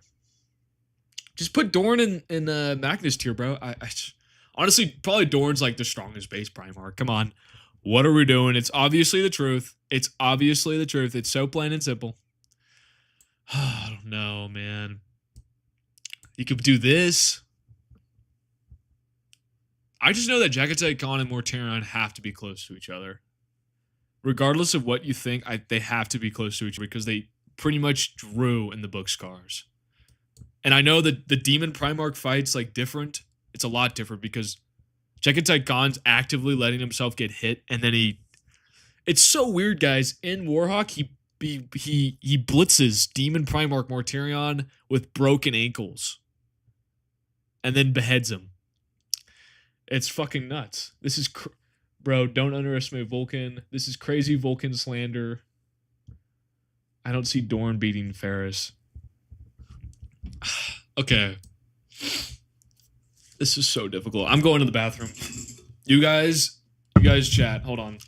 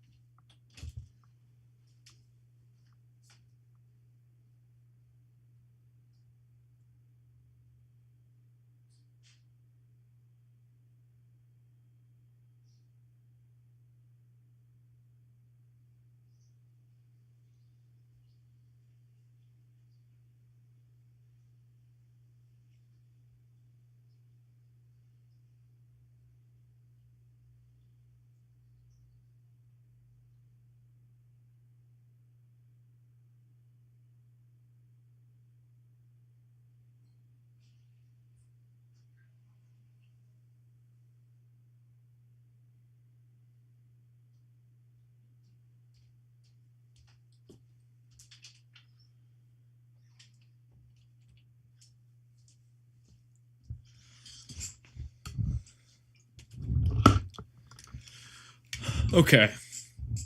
This is so difficult. I can see this and I can see this. I could also see Ferris Manus higher. I could see him lower.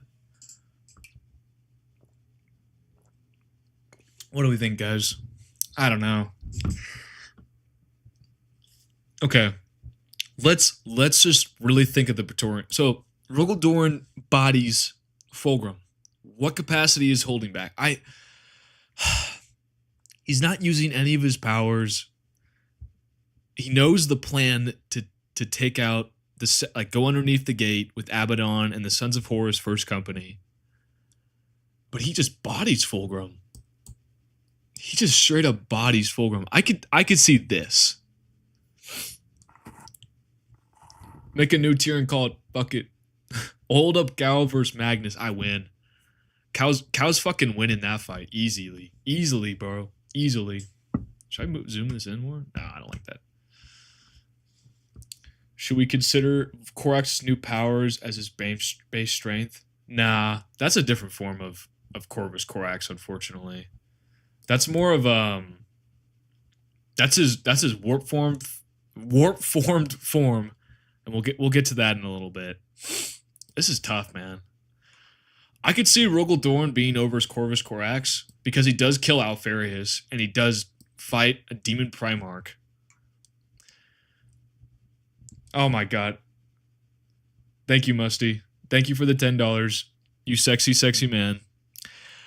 I appreciate you. Now go drink some chocolate milk. Go grab some milk, drink it, and eat some cookies. Fulgrim leaves after Dorn reveals that his plan failed. It's a good point. It's a good point. I would say, yeah, that's a really good point. That's a really good point. I'm going to say I got to head to work. Hopefully you'll still be going when I'm on break. Loving this live so far. Hell yeah. Hell yeah, Musty. Have a good work, man. Hopefully you don't work too hard. Insane guy here. Bribe the cow. Real shit, bribe the cow. Now, the only way to really bribe me is to send me crates of milk. That's the only true way to bribe me. Preferably chocolate milk. Oh my! I feel like Perturabo 15, Ferris 14, Corvus Corax 13, Dorn 12, and Mortarion 11 could sound good. May I humbly request we read the Horus versus Leman Russ fight when we go back. Okay, so as a rough draft, how do we feel about this? This is a rough draft ranking. We have Magnus at 1, easy. That's an easy one. Sanguinius 2, the Lion 3, Horus 4, Fulgrim 5, Angron 6, Conrad Curse 7, Vulcan 8, Leman Russ 9, Jagatai Khan 10, Mortarion 11, Dorn 12, Corvus Corax 13, Ferris Manus 14, Perturabo 15, Gilliman 16, Lorgar 17th, Alfarius 18th, and Omegon 19th. What do we think? Did you say base form you think Khan wins, Mr. Cow? Over Fulgrim? No way, dude. I got Fulgrim all day in that one. So I don't know, man. It really, you have to truly look at the Conrad Kurz fight, and I think I'm in the partial opinion that Conrad Kurz is actively trying to die, because it states it in the excerpt that Vulcan realizes that Kurz wanted to die the whole time, even when he was torturing him, and that little statement alone implies that Vulcan realizes that Kurz was actively trying to die.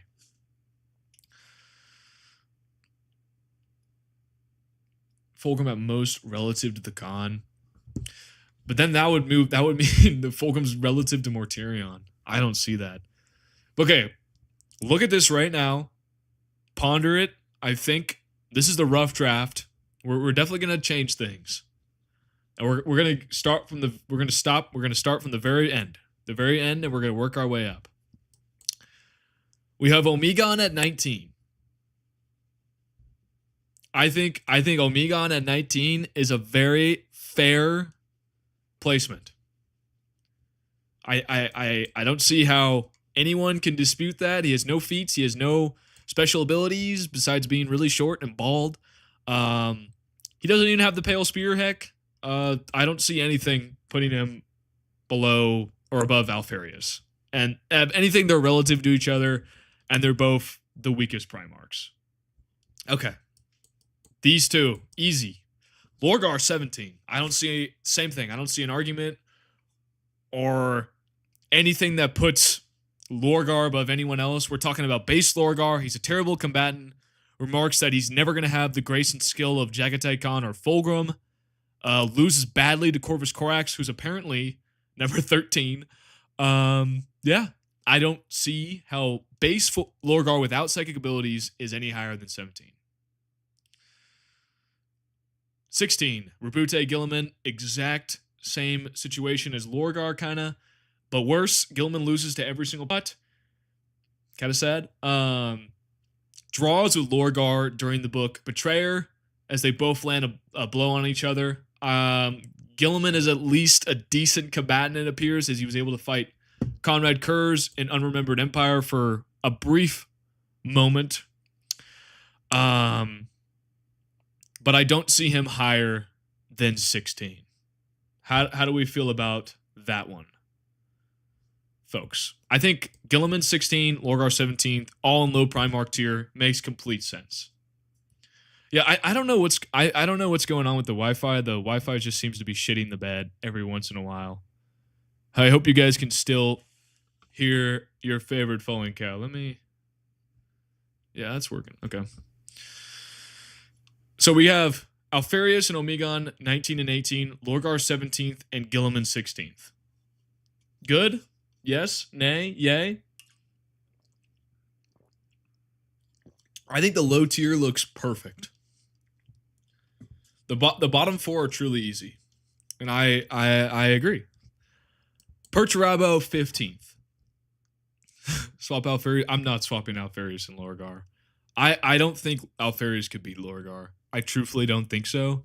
These two are the size of a Primarch. I'm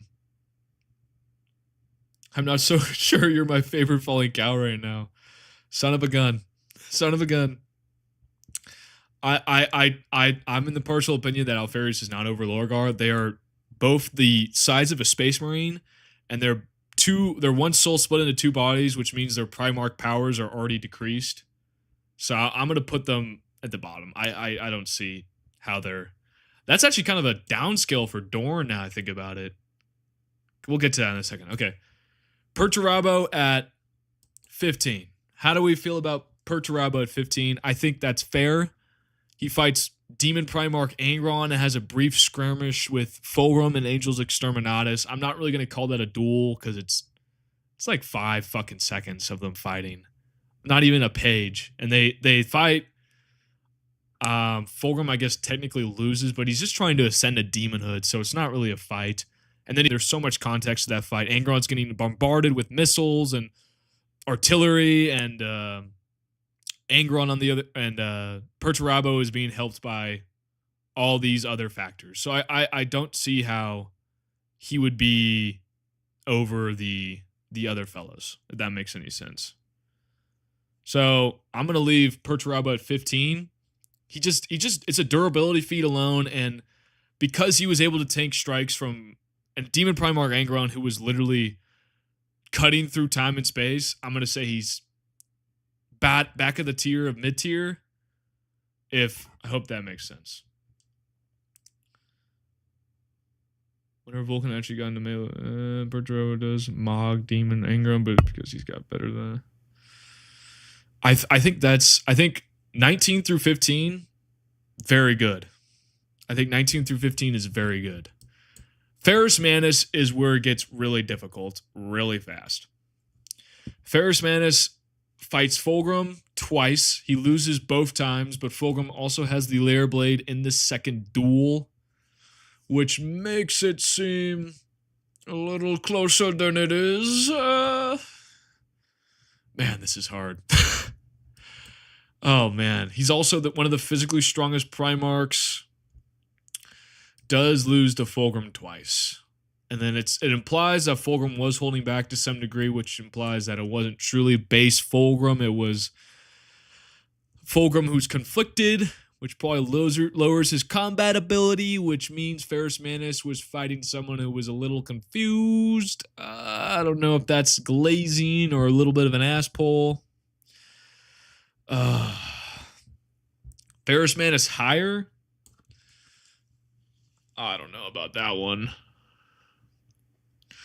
Ferrus should be higher than Corvus Corax. Okay, let's look at Corvus Corax. So Corvus Corax can turn completely invisible. That's one of his powers. He did not think he could beat Angron, so he's definitely below Angron, he's definitely below Horus, and he's definitely below the Lion.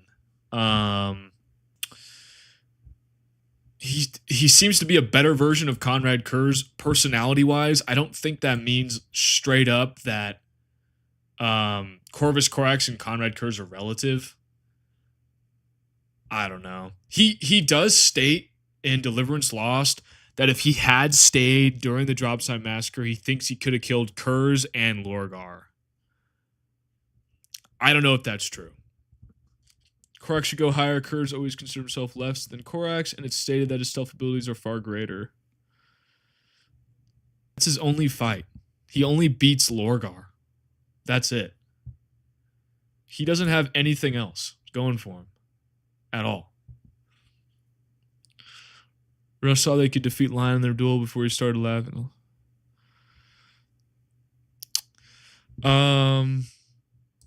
Sorry, I'm trying to delete stuff.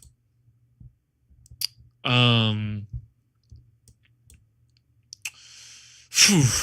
you can tell, guys, this is where you kind of get hit in the head with a rock.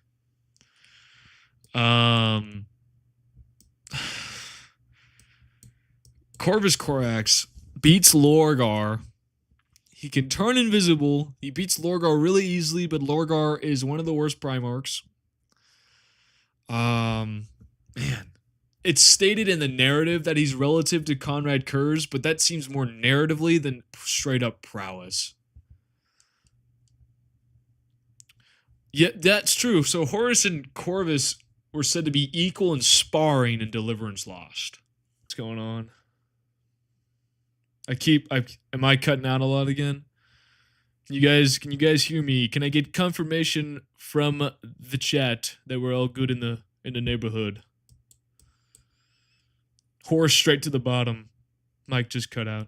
Yeah, is the screen still there at least? I hope the screen's still there. Yeah, you're cutting out. Can you hear me? Can you hear me again? Am I good to go? You're good. Okay. Yeah, dude, I don't know what's going on with the Wi-Fi. I apologize. This is the tough part right here. It's Corvus Corax up here, or is he still in the back?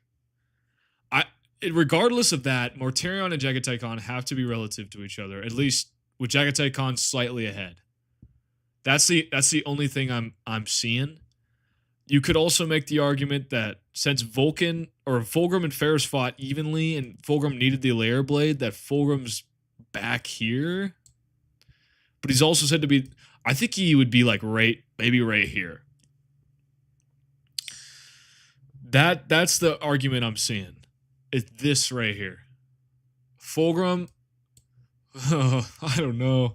Maybe over Lehman Russ. Oh, that's tough. That's tough. That's so tough. It really depends on the fucking Ferris Manus fight, man. Son of a gun. Son of a gun, man. This shit's difficult. Can you picture Baze Corvus Corax beating the Khan? That's the main question here. If not, then he stays mid.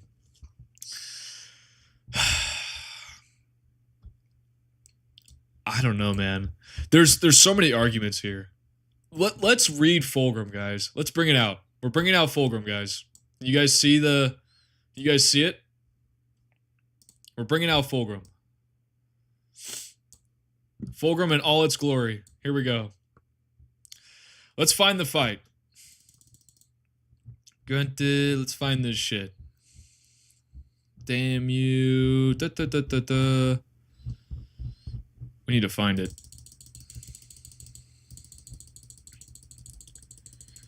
Let's find this shit. Wait, I'm going the wrong way. Oh no, I'm going the wrong way. The thought. Oh wait, did we miss it? Fuck, man. Did we straight up miss it? I'm trying to fucking find it. A cow doesn't tier list, he finds excerpts. That's what we're doing. Fuck. Oh, 440. Yeah, there's a lot of Ferris in here, apparently. Son of a gun. I'm just gonna try to randomly find it. To buy. We got some Julius here. So we're looking for the first fight. Go everyone on. There's only 311 pages apparently on this one. We're looking. We're looking.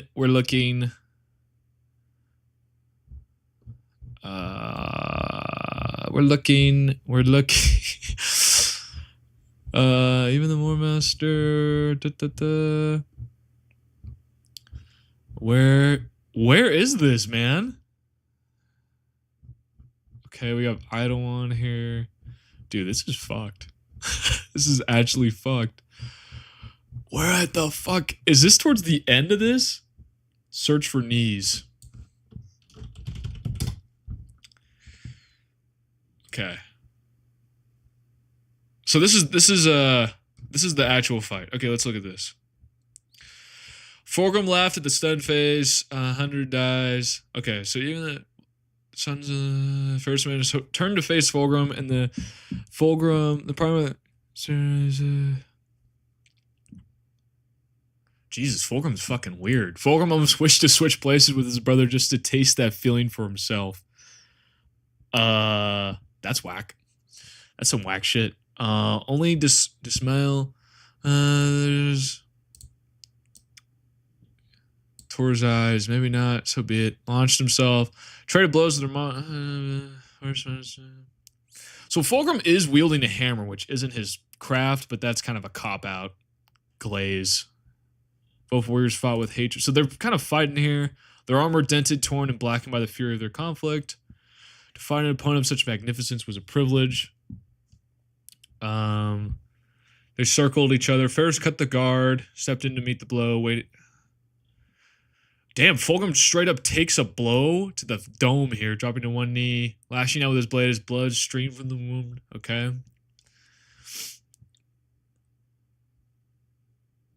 Okay, so they both wound each other, but Fulgrim gets impaled through the gut. Both Primarchs fight each other on their knees through the haze of pain and blood. Sensation was like a powerful gust of fresh mountain. See, this is what I'm talking about. So Fulgrim and Ferris trade blows. Both Primarchs face each other on their knees through a haze of pain and blood, and Fulgrim once again felt an ache of sadness well within him. The pain of his wounds inside of his brother's broken skull coated in blood tore a window into his mind. Sensation was like a powerful gust of fresh mountain air, clearing away the fog that had wrapped him in suffocating embrace for so long that he no longer noticed it until it was gone. Okay, so he seems to be reminiscing here. Fulgrim cried out. Okay. And then he draws the layer blade, spat into them. No, this is not right. Okay. Energy stream. So then he overpowers Fulgrim with the sword. To finish him, kill him. Attack with the blunt. His normal. Unknown. Cackling. Oh my god, he gets healed here. Oh no, Fulgrim was wreathed in purple flame. Never mind, I read this wrong. Oh my god. He's in an instant, you know. His group. Okay. Oh, this is tough, guys.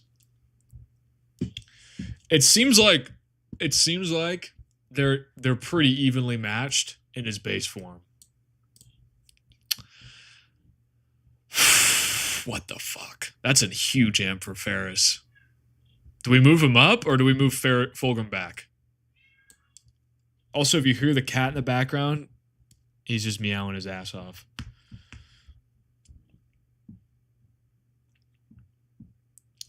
And honestly, it seems like Ferris should be way higher than this. Or Fulgrim's way back. I would say Fulgrim's still over Ferris Manus, but I will admit, I think he's back here. I think that's fair. Yeah, I agree. Damn, that's crazy. Fulgrim moving back at the 2-hour mark. It took us 2 hours to move Fulgrim back. Wow. Yeah, I just read it. I don't see how he was holding back really. And it took the layer blade to truly. I would still say Fulgrim's over Ferris Manus, but the duel was much closer. Do we agree with that? At the 2-hour mark, we officially moved Fulgrim back. The world is healing. Hold on, I'm gonna get the cat so we can say hi.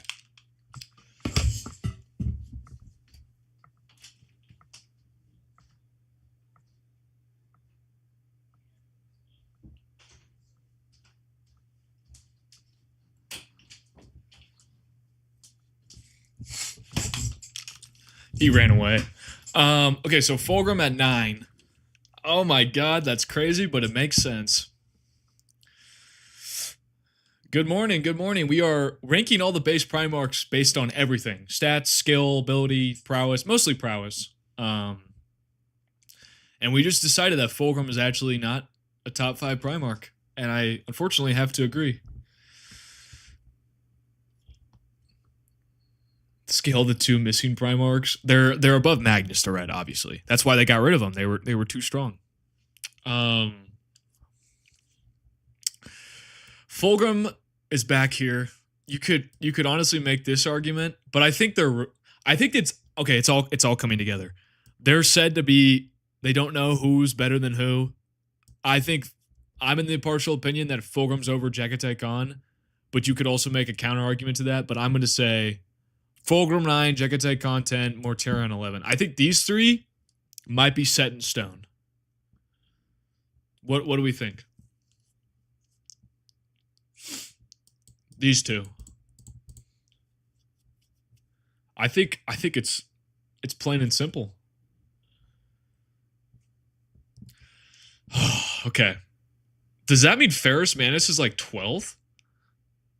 Does that mean that? That would make a lot more sense. This is crazy. I honestly think Ferrus has moved up. That's crazy. Oh my god. The 2-hour mark is crazy. Yeah. Since Jekatai Khan is relative to Mortarion and Ferrus is almost... Yeah, I could see Ferrus at 12. Wow, that's crazy. Well, no, we're actually just this is prowess. Who is the strongest base Primarch? This is a base Primarch ranking based on prowess. So none of the intelligence or excel abilities. It's all... Yeah. And didn't it Ferrus? Yeah, and then it tracks because Mortarion... Jekatai Khan says that Ferrus Manus would be the only Primarch who could tank Mortarion's strikes. Wow, it's all coming together. I feel like Quark right now. It's all coming together. Okay. Now you're chilling, dude. So 1, 2, 3, 4. I think the first 4 may be set. I know people don't like the Horus pick. 9, 10, 11, 12. I think this is fair. Damn, Fulgur beat so far back is criminal. Falling Cow, may I remind you that a year ago you put Ferrus at 17? Yeah, I'll admit it. I made it was the first video I ever made. It was an idiot ranks all the Primarchs, and I kind of just threw together stuff that I thought was like funny, and I didn't really go into the feats too in depth. And because it was my first video, and I was like, I'm just gonna do this for fun. And the rankings were horrible. I think it was Sanguinius was 1, Magnus was 2, the Lion was 3, Corvus Corax was 4, Angron 5, Fulgrim 6th, Leman Russ 7th, Jekatai Khan 8th, Vulcan 9th, Dorn 10th, Corvus Corax 11th, Horus 12th. I can't believe I remember this off the top of my dome. 13th, Mortarion, 14th, Perturabo. 15th was... I don't remember. No, Vulcan... Wait.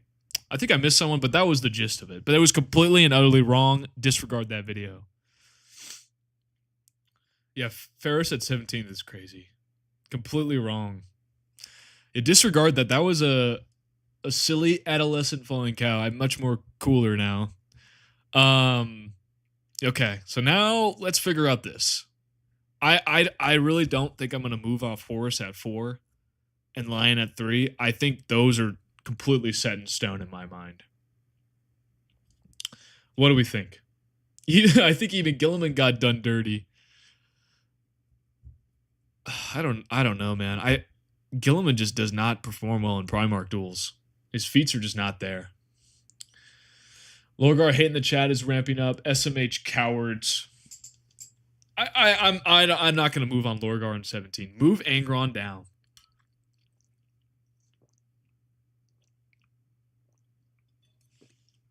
Lorgar is trash. Okay. Once I finish the stream, I'm gonna convert this into a video so everyone can watch it later for post haste purposes.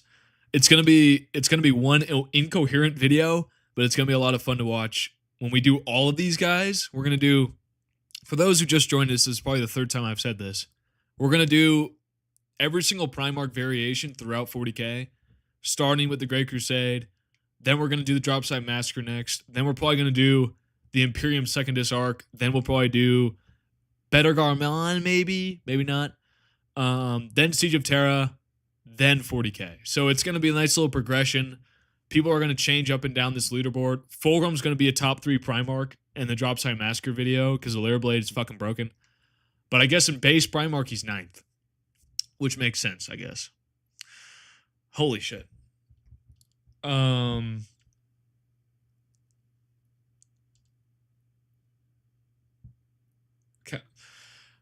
We're not counting the Spear of Russ, but I don't know. I feel like Jagatai Khan's like the perfect match against Leman Russ because he's fast. Oh, this is so difficult, man. This is so difficult. I still think Jagatai Khan would beat Leman Russ, but they have to be relative to Mortarion. Oh, this is so hard. Ferris needs an award for the most improved for going up like 7 spots on the list with absolutely nothing changing. Oh, yeah. See, the problem... See, I see what you're saying, Hal Victory, but Rogel Dorn straight up tanks the Pale Spear and it doesn't seem to do anything to him. It sucks, but the Pale Spear doesn't seem that strong, at least against Primarch level foes. Let's figure this out. So, oh, this is so difficult. I could see, I'm gonna give you the variations. I could see this. I could see this. I could see, oh my god, I could see this. I could see that. I could see this, but I don't see Vulcan over Conrad Kurz at all. Unfortunately, I don't see Vulcan over Conrad Kurz. I don't see Leman Russ in the top 5.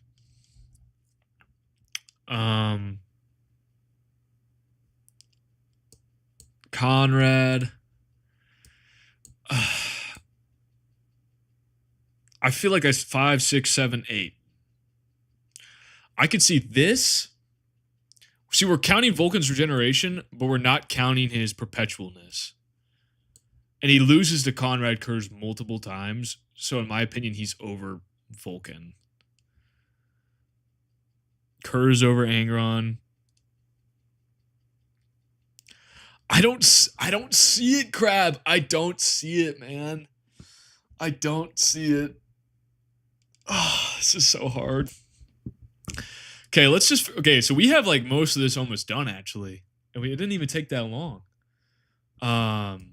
Let's figure this out. Dorn or Corvus Corax? Who's at 14? Who's at 13? I could see this.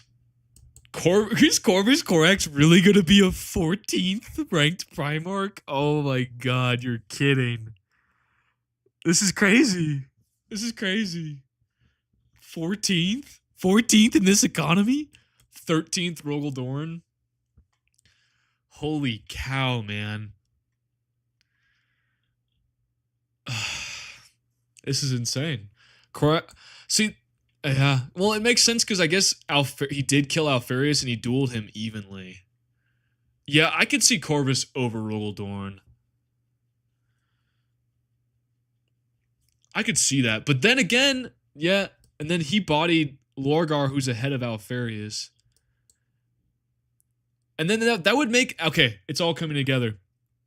And then that would make sense because Fulgrim's 9th, and if he's using his below base form and Dorn's even with him, or I guess outright beating him, it makes sense.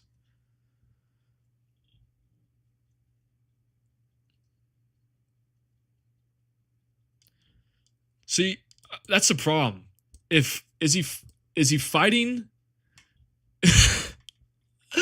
It all comes down to, is Dorn fighting Fulgrim in his base form during the Saturn book, or is he fighting a weird, weaker version of Fulgrim who's only stalling him because of the Saturn Gambit with Abaddon and the First Company?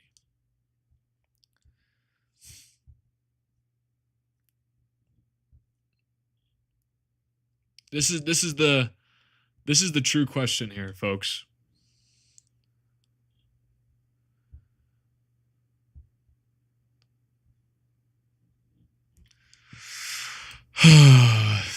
Oh man. So far, I'm set on these 4. 1, 2, 3, 4. I'm set on these 4. 19, 18, 17, 16, 15. I'm set on these ones, and then I'm set 9th, 10th, 9th, 10th, 11th, 12th. I feel like those are solid. So we just need to figure out Angron, Kurz, Vulcan, Leman Russ, Corvus, and Rogaldorn. And then we're almost there somehow, some way. Oh man, it's getting hard, gentlemen. It's getting real hard, real fast. I've said that 700 times because this has been the most difficult tier list of all time. Okay, so should we read the Vulcan Lives fight? Let's pull out Vulcan Lives. Let me find it real quick. Give me 1 second, gentlemen.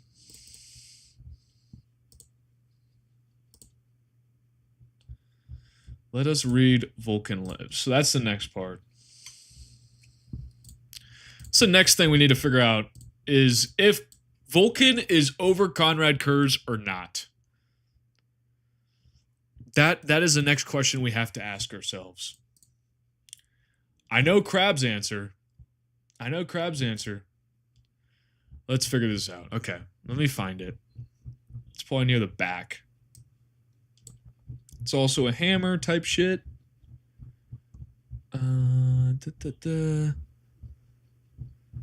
Hold on, I'm trying to find it. Give me a second. I'm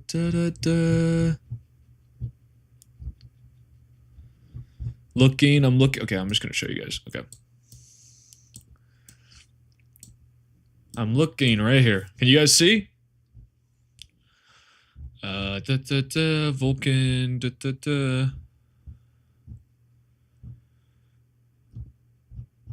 Let's see. It's right around here. Dude, Vulcan Lives is such a fucking trash book. What the hell's going on?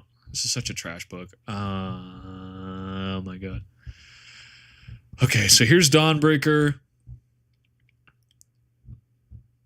There he is. Okay, here we go. So one of the statues hanging down the archway, a creature mistook to be a carven gargoyle, came down. We were both. So let's read this. I cried out, keep my sense. So he stabs. Okay, so Vulcan's butt ass naked, and Kurz is in power armor. Kurz stabs him. Then he jabs and fractured Kurz's right cheek. Okay. In return, he skewered my left leg, ripping the blade and some flesh out before I could trap it. Now I stumbled, and Kurz wove around it my clumsy right hook to bring his sword down on my clavicle. I threw up my forearm, so he blocks that. Then he charged in with my shoulder, trying to ignore the agony. Okay. Okay, so he fractured his cheek. Out of the corner, I could see... Okay, let me tell. Then he grabs Dawnbreaker. So, once again, I remind everyone that this is the physically weakest Primarch, according to Conrad Kurz, and he's the physically strongest. Kurz throws down his sword and comes at him with his hands. Very stupid. I let him land the first blow. It was vicious and tore a hunk out of my flesh out of my cheek. Then he grabs him and smashes him into the shield generator right here.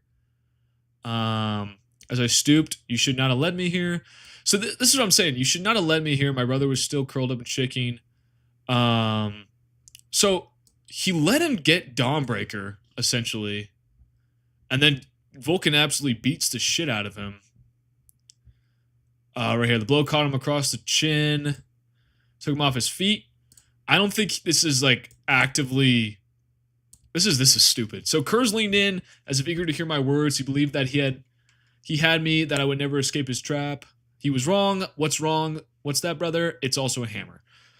Is this catching him off guard, even though he's right in his face? I don't know. It's kind of weird. Why would Kurz let him smash him in the face? Did he just completely get taken off guard?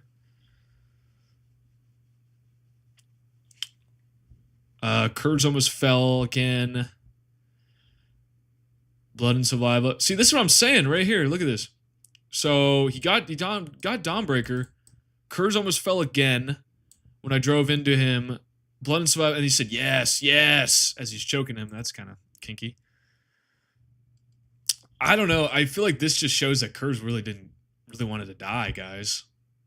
And then he kills him a lot in Unremembered Empire.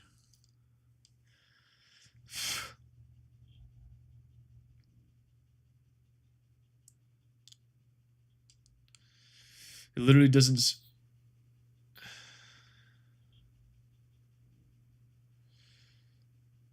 Yeah, I don't know, man. It just seems like he wants... And then later Vulcan says that he now realizes that Kurz all along wanted to die. So I'm in the opinion that Kurz is still over Vulcan. And he has to be... Is Kurz... Okay, is it like this? Is this what we're thinking? Just move Angron down? I still have Angron over Leman Russ. 1, 2, 3, 4, 5, 6, 7, 8. Vulcan still is the strongest Primarch. He has regeneration. Maybe... Do we think Vulcan beats Angron? That's the question here, folks.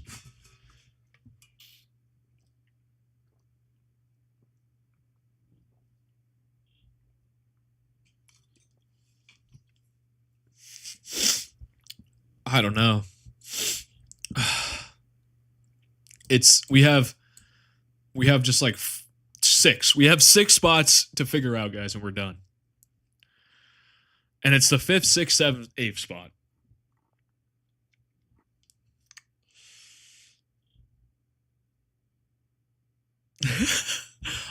The chat is so delayed for me, so I see your guys' reactions like 5 seconds later. Cal, this is Vulcan with armor. You have to take into account that he does. Oh, thanks, Venom Gold Reaper. A strong fighter loses his skill. He loses versus weak. Fair enough. How strong is oiled up Vulcan? Goddamn, the strongest. He's Gojo level. He's above Magnus.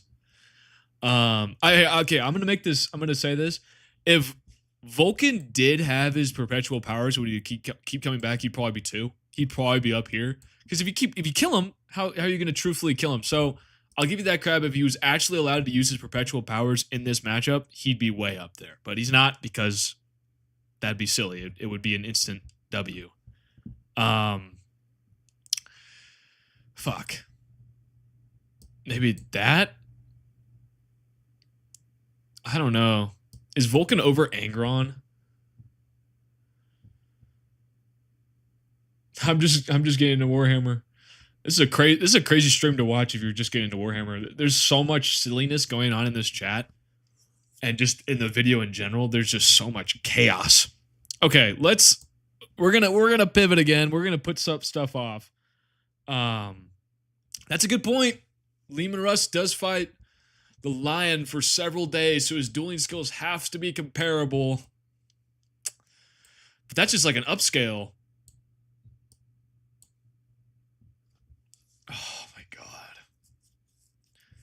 So this is the problem, guys. Kurz has to be over Leman Russ because Leman Russ doesn't think he can beat him. I think Conrad Kurz is stronger than Vulcan. But then again, Vulcan's mad. He's insane and he's naked in both fights. So he's kind of got 2 nerfs going on. I'm not going to count the Vulcan Lives fight because I feel like throughout it, Conrad Kurz is just trying to die.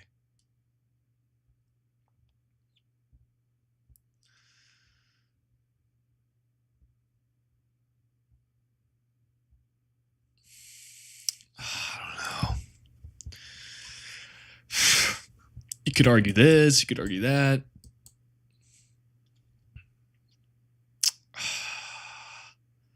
Vulcan at 6th?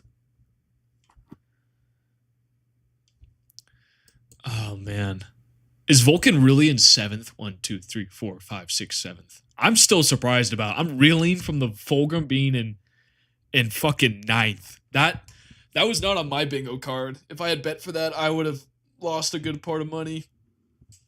Move the Lion down. I truthfully can't, man. Because you're saying that argument, but then Fulgrim and Ferris fought evenly. Like a lot more evenly. I don't know. I don't even know if that's an argument. He's 9, he's 12th. Horus. So this is a problem. They're so close. All these guys are so goddamn close towards the end. It's like Horus is 4th, and then everyone else is so close. Is fighting an insane no precog nurse really that good? I feel like Kurz being insane isn't really a nerf to him because that's just kind of how he operates. And honestly, I think Leman Russ remarks that his insanity is kind of like an amp. He's just that crazy. Man, I'm just staring at this thing, hoping it somehow all comes together. Okay, let's do this once again. We're set on this. Do we think Rogel Dorn's over Corvus Corax? Or do we want to just keep it like this? Corvus at 13, Dorn at 14. I'm gonna wait for chat to catch up. No, that's Fulgrim slander. I'm sorry, but we reread the Fulgrim Ferris fight in Dropside Massacre, and they are very close. It's so silly. Also, I don't know. This is kind of random, but once I hit 100K subs, if I ever get there, I'm gonna do a face reveal, and then I'm gonna do the milk challenge where you drink like an insane amount of milk and then you like die. I'm gonna do it on camera for everyone to watch. I think that'd be fucking lit. I say Dorn over Corax and then Ferris above Dorn. This is a really hard one. 14 and 13 is once again it comes down to the Fulgrim fight, because then you could put Dorn over Corvus Corax, but Dorn does the Alfarius fight is really close, so I could see this. I feel like Corvus is over Dorn. I think that's fair.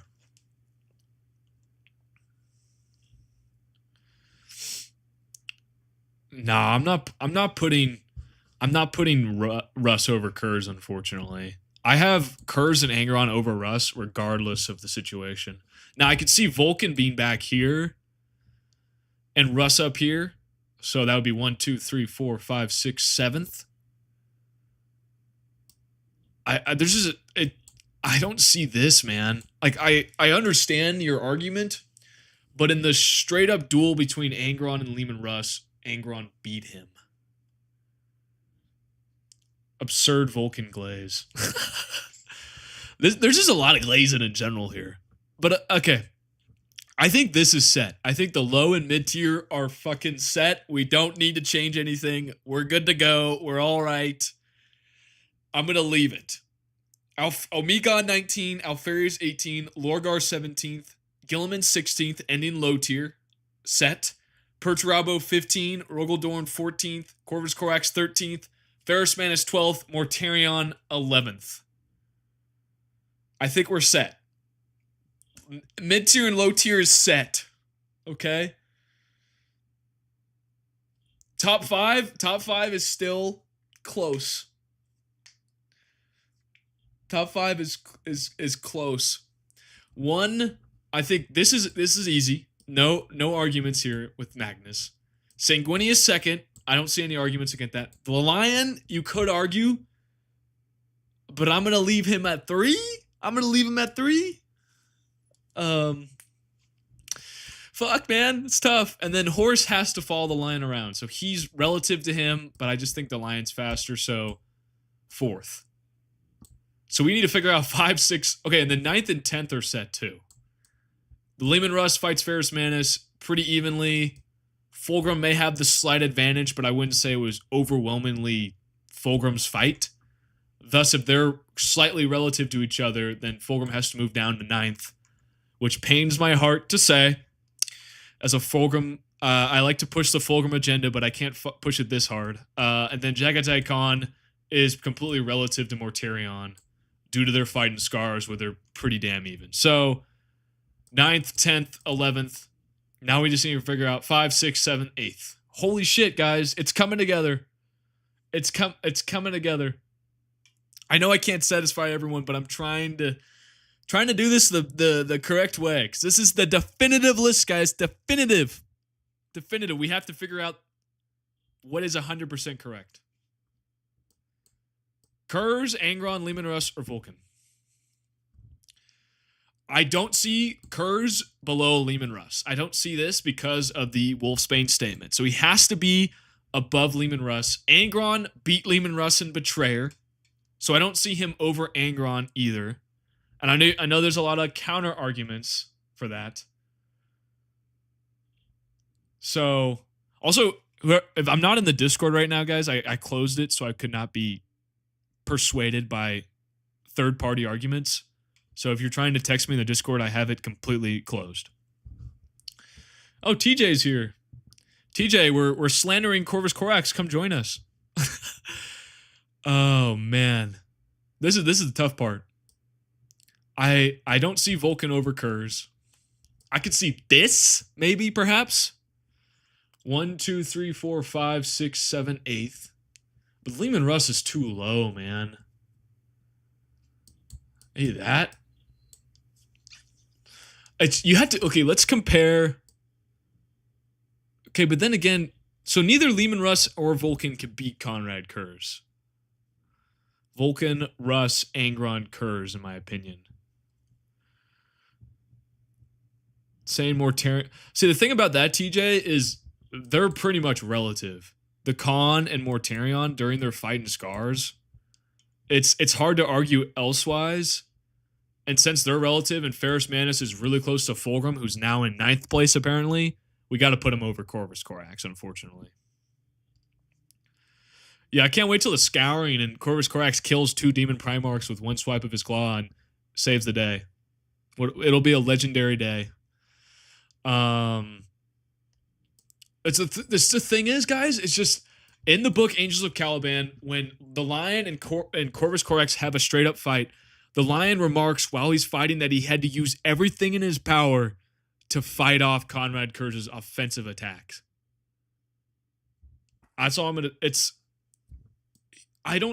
And since these two are relative, that would mean that Corvus Corax is probably slightly below the Lion and Horus, and I think he ends up in 5th.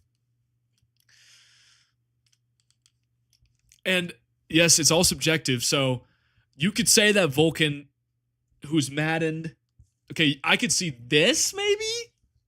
Because Vulcan is fighting Conrad Kurz while insane, so that's a mental debuff, and he is able to fight pretty well against Conrad Kurz, who does get hit a couple times by Vulcan, and even though Vulcan does die, he does put up a pretty good fight against Conrad Kurz. I could see that, and I could see Angron in 7th and Leman Russ in 8th.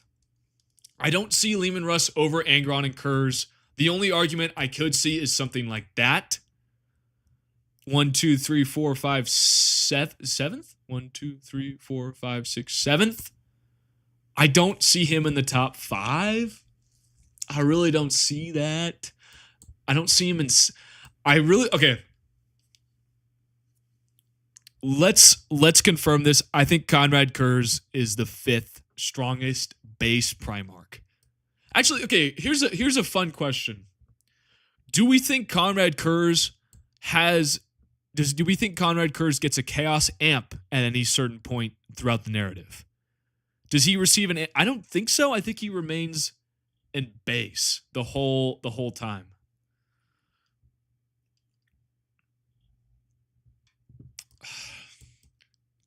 I feel like this could be it.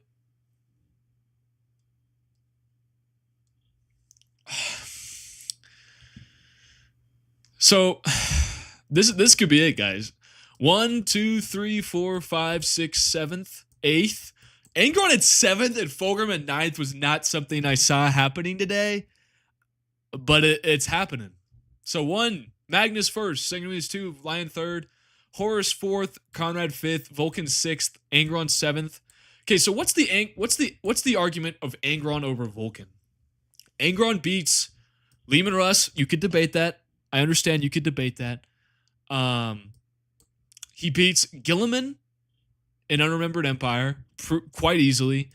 That's all we really know. He's a top tier duelist compared to Fulgrim, which apparently isn't impressive anymore, and the Lion. The Lion beats Demon Primarch Angron, and Sanguinius beats Demon Primarch Angron. Everyone beats Demon Primarch Angron. What am I talking about?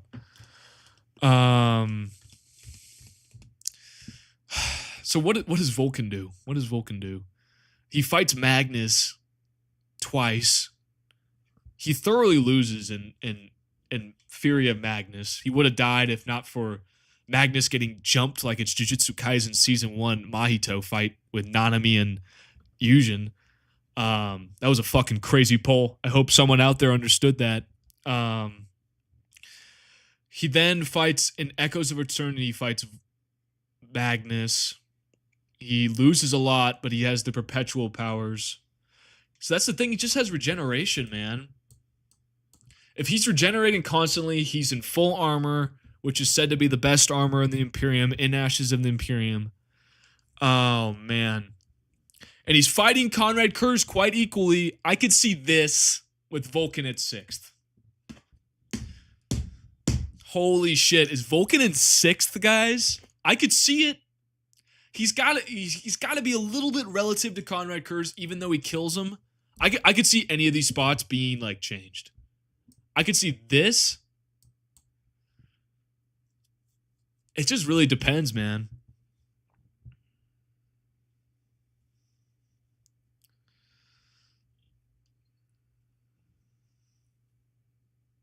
I don't know. Oh my god, it's almost been 3 hours. Do I have to go to the bathroom again? Oh my god, the coffee's just coming out of me. Oh, I'll be right back. Stare at this. Stare at this. And let me know what you think.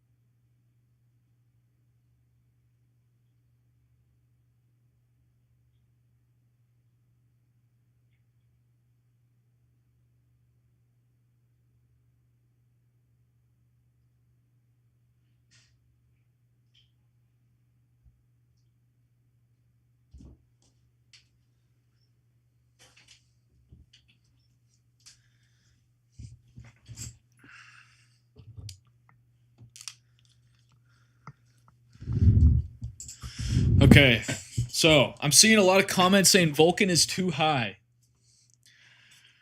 Oh my god. Do we think Angron? Okay, let's get something fair right here. Do we think Angron is stronger than Conrad Kurz? Because you could make this argument. Yeah, 5, 6, 7, 8.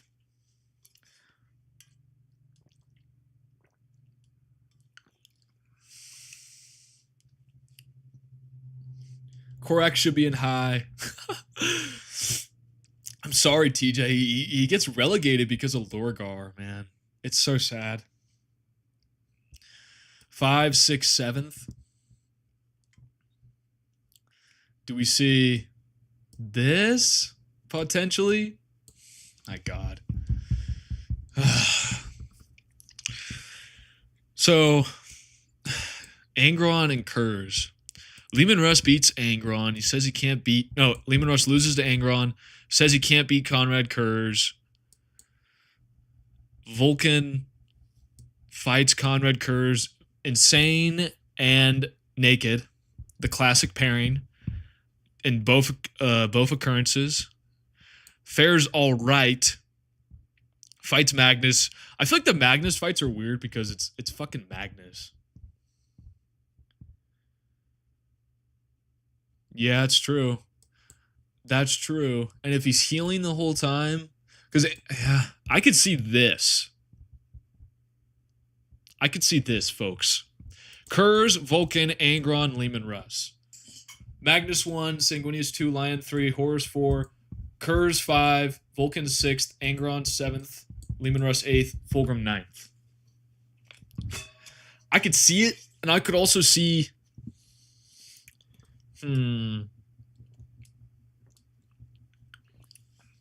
I don't think we can move any of these guys.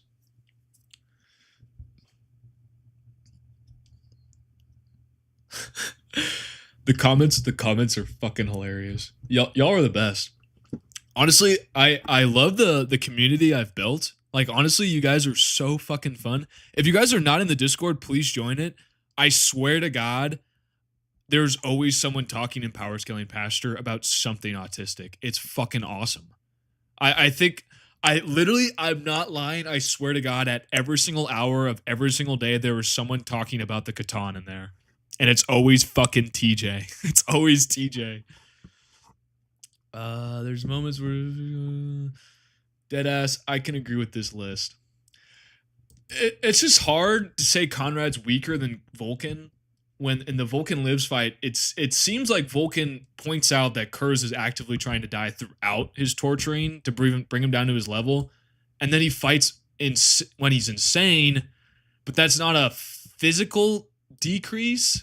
It seems more like a mental one where Vulcan's just throwing himself at him. And then Kurz kills him. It's close. It's so hard. It's so fucking hard. Son of a gun. Oh my gosh.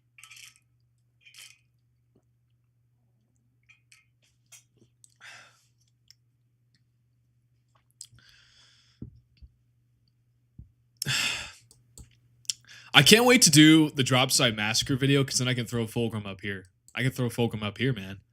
The fucking Lair Blade's cracked. It's cracked as shit. It's stronger than one of the strongest Primarchs. He got regen. He's got. I can't wait for that. I can't wait for the push the Fulgrim agenda down your throats. How did the Russ versus Angron fight go? Heard Russ didn't want to kill his brother. See, it's hard because that is true. Russ didn't want to kill his brother, but Angron does not explicitly go for a killing blow. He just kind of steps on his throat. But the whole fight narrows down to the fact that it happens in 1 or 2 paragraphs, and it's hard to truly interpret what's going on. So you have Leman Russ fans being subjectively... They're correct in their own opinion that Leman Russ probably didn't want to kill his own brother, and then you have the people on the other side with Angron saying, why would Leman Russ not be going all out because he went all out against the Lion in the Great Wolf over a simple oath? It's 2 coins of the same argument.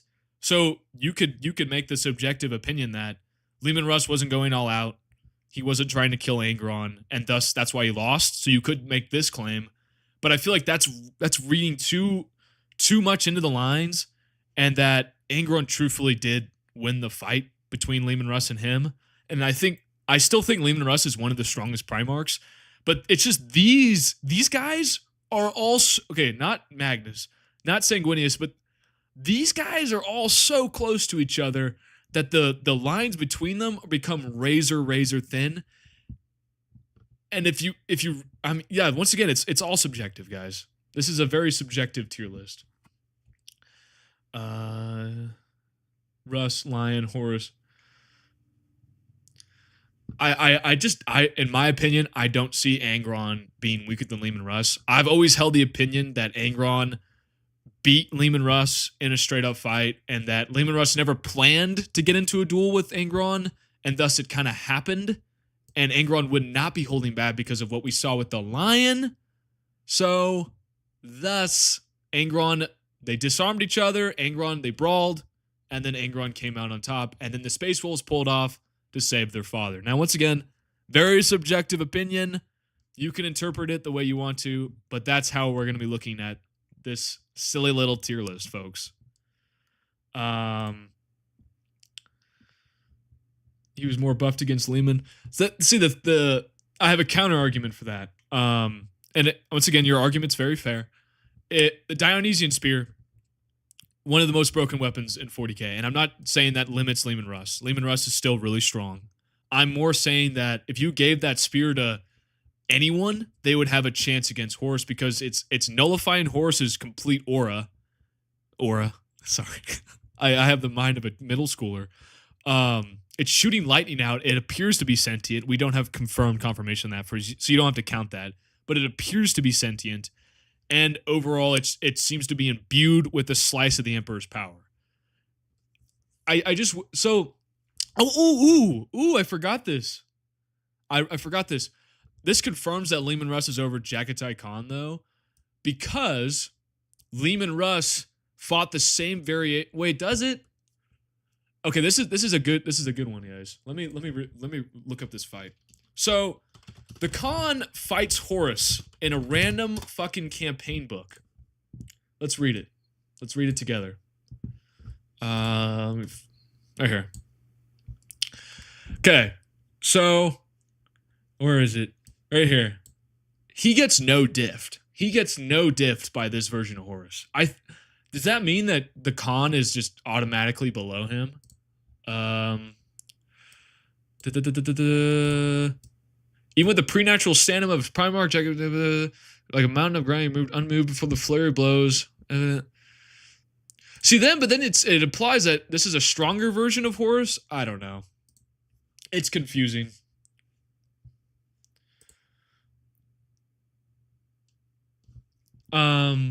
See the also with the, if you want to say the Lion and the Leman Russ fight, sorry, I'm all over the place because there's a lot of stuff to talk about here.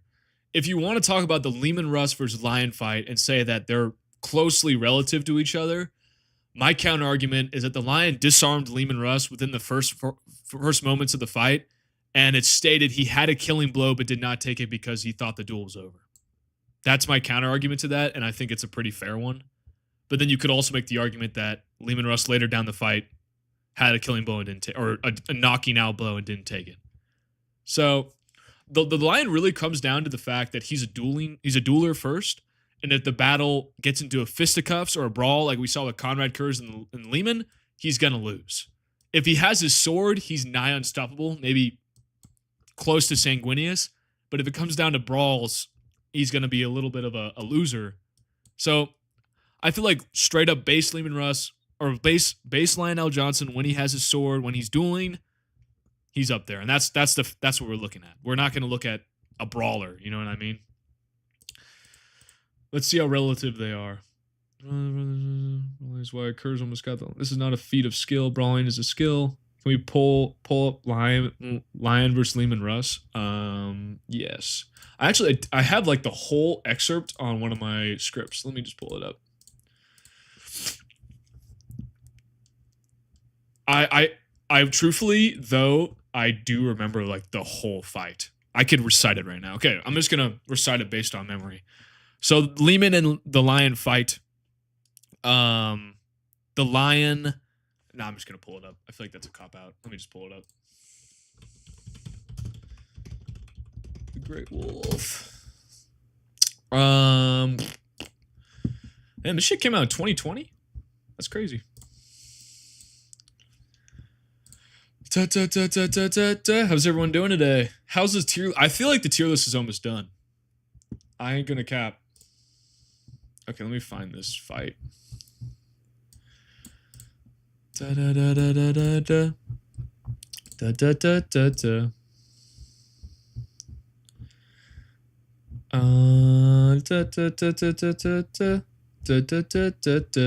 me 1 second.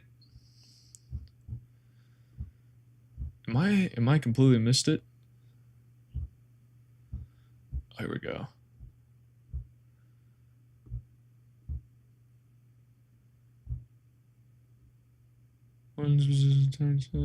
No. Left. I'm trying to find it, sorry.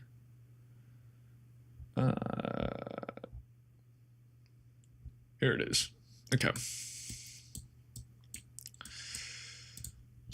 Okay. No so they're both going all out. That is Magnus too high. Shut the fuck up, TJ. Shut the fuck up. That's what we're trying to figure out right now is the problem. Is Vulcan over Angron? Is Angron over Vulcan? Or is Russ over everyone? The line, there we go. The Russ pilot is line struck, huh? Yeah, so this happens in the very beginning of their fight. Driving other opponent, you see, they're very close though, with stronger. So the Rust is stronger by a fraction. Lion had superior dexterity, whatever that means. Impact of her strike, yeah. And then he gets disarmed. The Lion struck. Perhaps the Lion thought that he might have been the end to it, for he never followed up with a strike that would have surely driven deep into Rust's exposed chest, but the Wolf King had other ideals. So the Lion just kind of thought that was the end of the duel.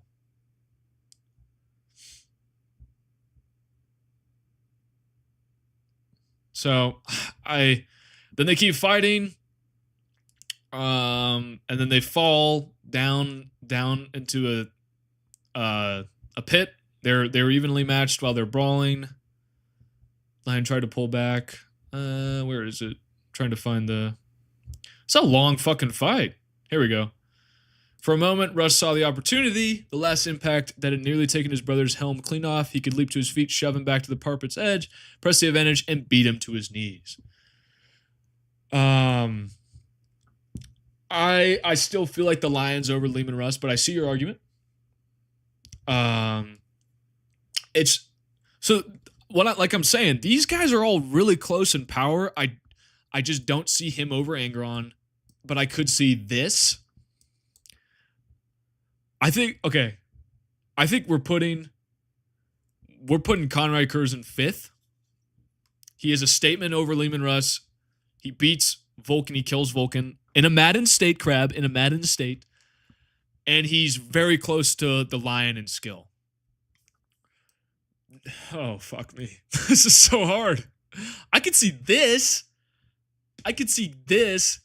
Because Angron and the Lion fight, they're even. Leman Russ.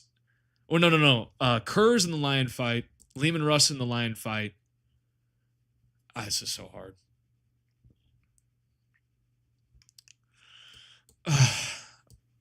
What is the argument for Angron over Vulcan?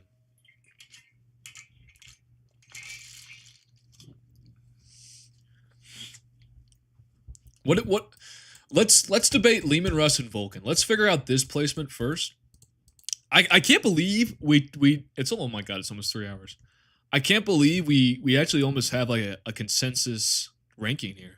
I feel like these are all like pretty objectively fair, to be honest. These three are just like the trouble children. Angron, Vulcan, Leman Russ. Yeah. I am once again very surprised that Mr. Fulgrim took a deep dive into the 9th place. That's still insane to me. Angron, hold the Titan wounded. I honestly, I think the beast was overpowering Vulcan, and Vulcan's the strongest Primarch. So I don't know if that's an anti-feat. That's more of just like insane. That's more of just the beast being broken as hell. Oh man. I really want some mac and cheese right now. That's what I'm gonna get after this. Cows gotta eat. What is the argument for? See, I see what you're saying with Leman Russ being over Vulcan. I see what you're saying because he did fight the Lion and he did fight Angron. Vulcan's only feat is Conrad Kurz and Magnus. That's a good point.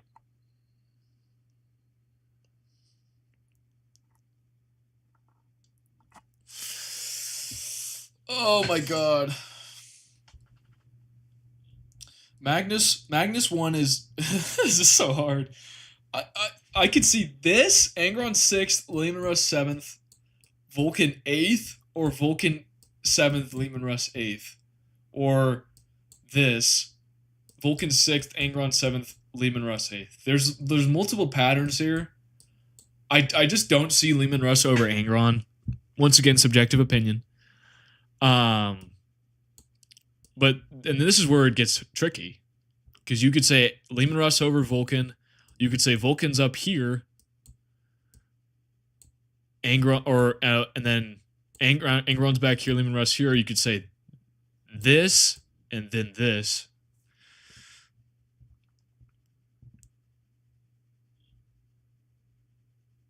It's tough. It's tough. Oh man. I need to think. Does Angron? So Angron beats Leman Russ. He beats Guilliman. Okay. Vulcan fights Conrad Kurz, and Vulcan lives. And apparently Kurz wants to die the whole time. So it's kind of hard to read that fight. Vulcan then fights Kurz again in Unremembered Empire when he's insane and with some haphazard gear. Dies a couple times. Does perform pretty well. He does perform pretty well. Fights Magnus, Infuriate Magnus. Would have died, would have lost. That doesn't really matter because Magnus is the strongest Primarch.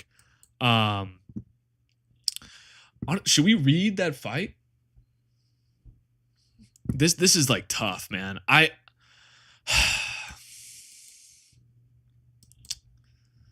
Let's read Fury of Magnus, guys. I want to read that fight again against Magnus the Red. I think that's going to give us some nice. Let's read this fight. Okay? Tier list aside, is everyone having fun? Is this the correct way to do this? Is everyone having a good time? That's all what really matters. We may argue about the rankings, but at the end of the day, this is a fictional universe, so let's not get too pressed. I just hope everyone's having fun on this beautiful Saturday. Let me find this fight.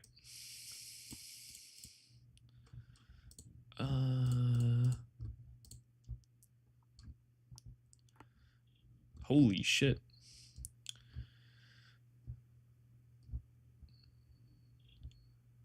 Okay, here we go.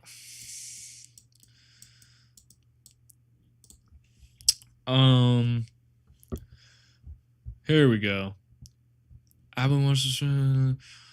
So Magnus blocks it. Charged his brother with two slammed into each other. Dragged his head. What do we do? I don't know. See, toward one another. The hammers. This is what you saw, brother. The deck. So you would have known. Smashed his hammer into Magnus's hip, crushing bone and tearing muscle. In return, Magnus buried the tip of his spear up through Vulcan's shoulder guard. It did not stop for the strength of the plate, but sliced cleanly through. Blood squirted, but Vulcan gave no sign that he felt the wound. You were all liars. You promised you're wrong. No. I'd seen his prime. Okay, here we go. Yet against Magnus, he moved as though hopelessly outclassed. Every feint was ignored. Every killing strike turned aside. Oh my god, I think Leman Russ is over Vulcan, guys. I think Leman Russ is over Vulcan. This is arguably the same form as Leman Russ fought, and he's hopelessly outclassed. He's hopelessly outclassed against Vulcan. Let's keep reading. The sorcerer sees our father's every move before he makes it. Wants to cry to charge his fighter, but his muscles would not obey him. For now, he was a mere observer to the struggle. Magnus spun around Vulcan and rammed his spear into his back. The flaming tip gouged his backplate. Made a quarter turn to the left, and Magnus cracked the butt of his staff against his brother's helmet. The metal split and spat sparks. Vulcan ducked the blade's return and swung. Okay. His cheek imploded and he spat teeth and blood that was too vivid to be real. Okay, he's performing better. Well, this is still Magnus shattered. He's still missing that same aspect. It's essentially the same exact form because Vulcan is reformed, or Magnus is reformed, but he doesn't have the noble aspect again. The brown Magnus followed it. Hammer smashed them all aside, putting Vulcan now it buckled. He's just getting bodied here. Guys. I could see this. Oh man. I could see he's not a demon Primarch yet. He this is a different form of Magnus. This is literally the pretty much the same exact form of Magnus the Red that Leman Russ fought on Prospero. He's completely reformed. He's not a demon Primarch yet. He's still missing that noble aspect. He's not a demon Primarch yet because he ascends the demon Primarch hood right after he loses his fight to Vulcan after they gangbang him. No, he's not a demon because he tells Malkador in the same book that he hasn't fully fallen to chaos. I honestly, guys, I think Leman Russ performs better against that same form of Magnus. So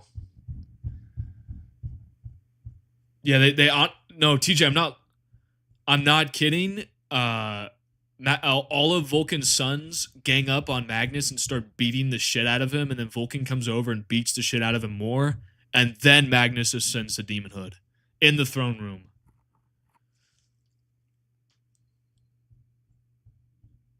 It's I don't know, man. This is tough. They're like really close. They're really close.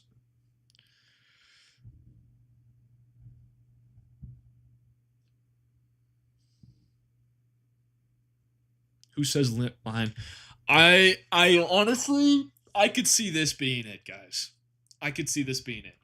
Magnus 1, Sanguinius 2, the Lion 3, Horus 4, Conrad 5th, Angron 6, Leman Russ 7th, Vulcan 8th, Volgrim 9, Jagatycon 10, Mortarion 11th, Ferris Manus 12th, Corvus Corax 13th, Rogaldorn 14th, Perturaba 15th, Gilliman 16th, Lorgar 17th, Alfarius 18th, and Omegon 19th.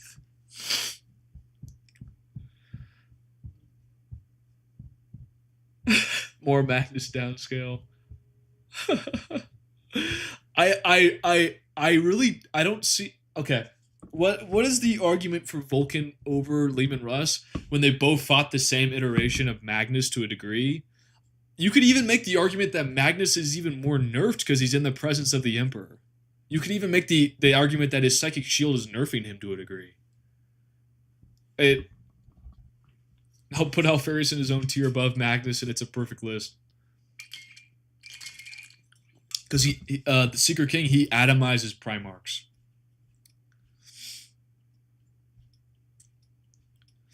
Can infinite revive, and Russ can't stop it.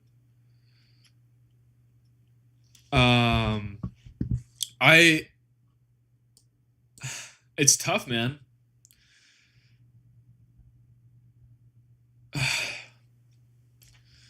What do we think, chat?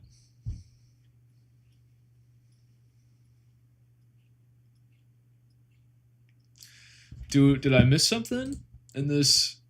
Let me reread the fight.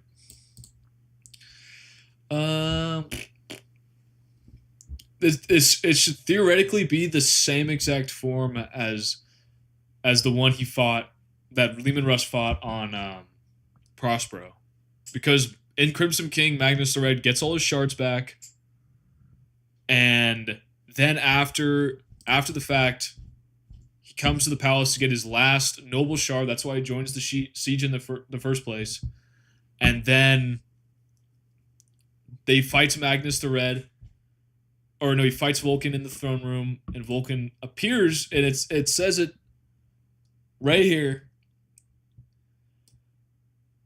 Had seen his Primarch in battle before and knew he was a sublime close combat specialist, yet against Magnus, he moved as though hopelessly outclassed. Every feint was ignored, every killing strike turned aside with a spear, dodged, or easily blocked.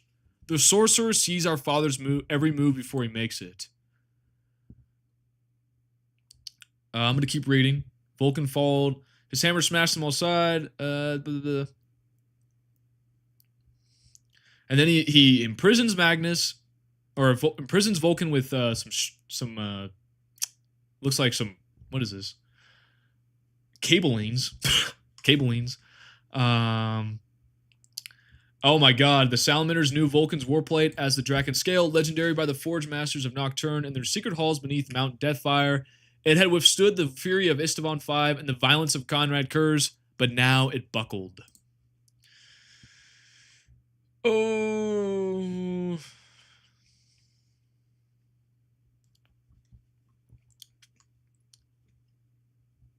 I don't know, man. I'm in the opinion. See it's confirmed that he's not a demon Primarch because in Fury of Magnus, he explicitly states that he is not a demon Primarch, and how else would he get past the Emperor's wards if he was? It doesn't make any sense because Angron, Fulgrim, and Mortarion can't get in there. Why would Magnus, who if he was a theoretical demon Primarch, how would he get in the palace? So he is not a demon Primarch. It even states here at the end of the fight that he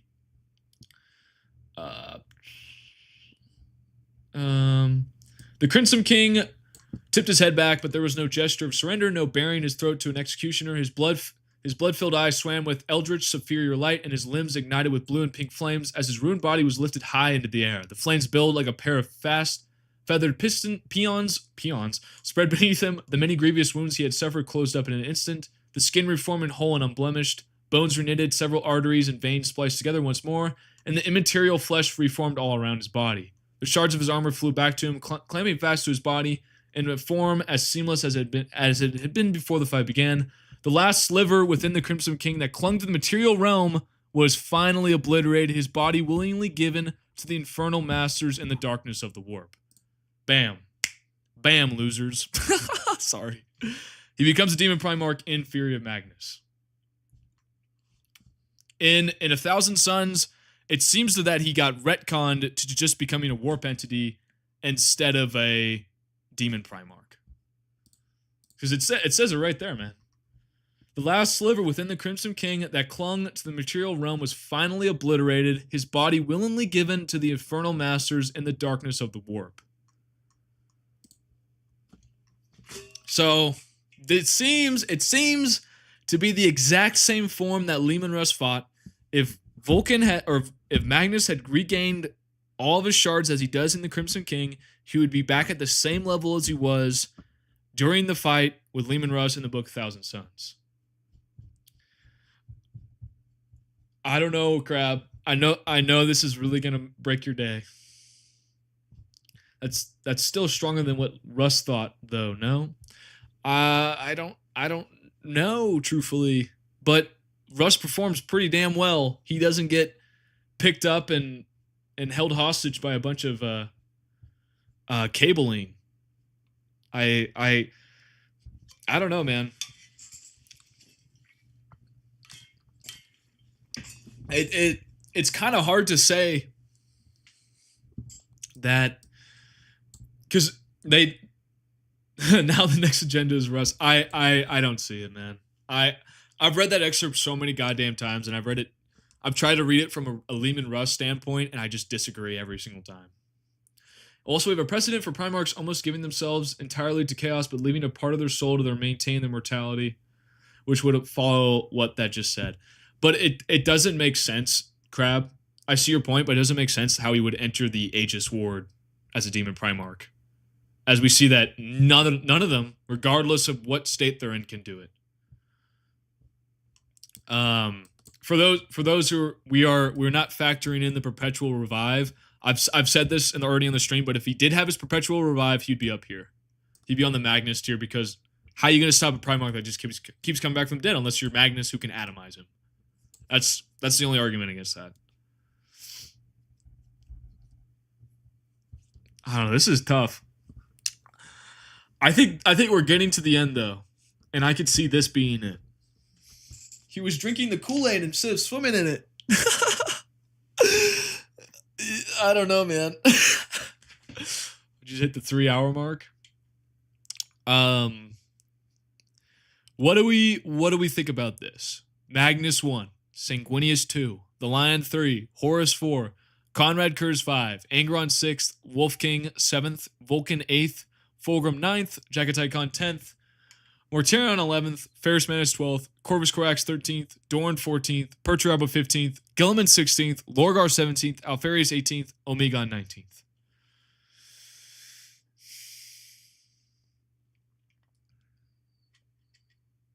Oh, my bad. I wasn't here. No, you're chilling, TJ. I think the Lion should be number 2. Why is it you think you might ask? I'm biased. Not factoring that as like, well, that's the thing, Classic. It's like, if he keeps coming back from the dead, isn't that, if he dies, isn't that the end of the fight, technically? Literally just move Vulcan above Angron and Kurz. Red Gobbo clears all. The Red Gobbo. Isn't the Red Gobbo like literally Santa Claus?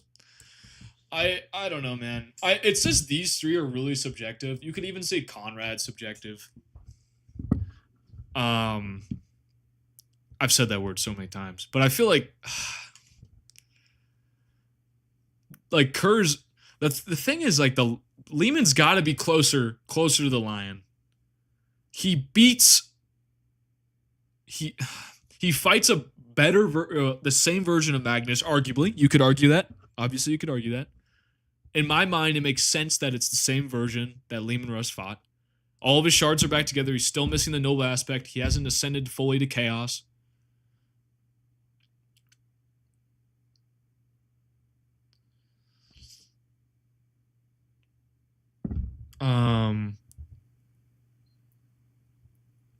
Who's more relative, Fulgrim and Ferris, Khan and Morty, or Fulgrim and the Khan?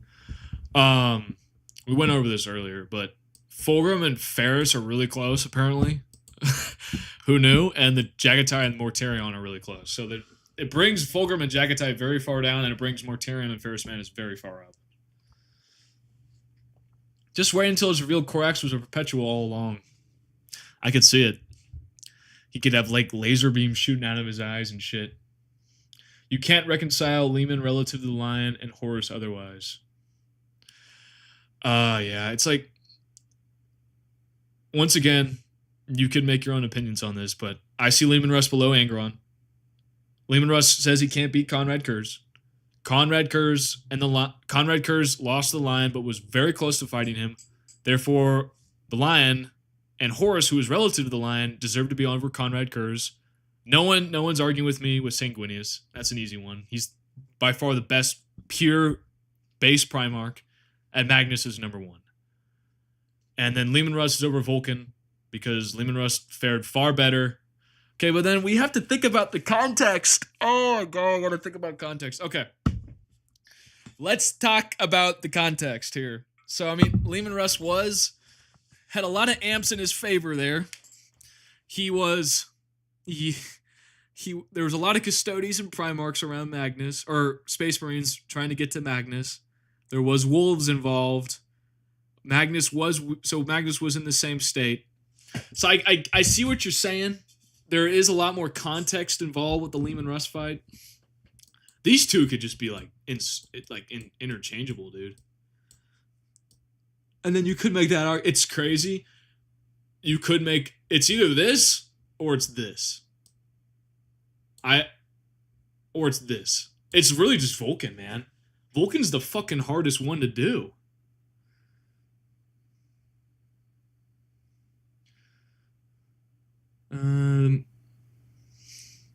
Magnus versus Russ.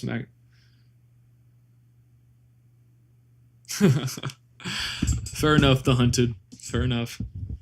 Magnus versus Vulcan. Magnus described as being at his strongest. When Leman and Russ finally get together, they're separate from everyone else, really.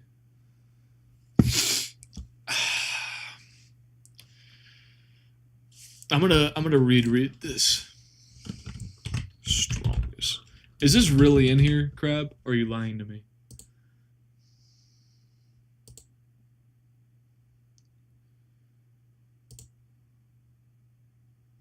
I'm looking up strongest. I don't see anything. What's the explicit statement?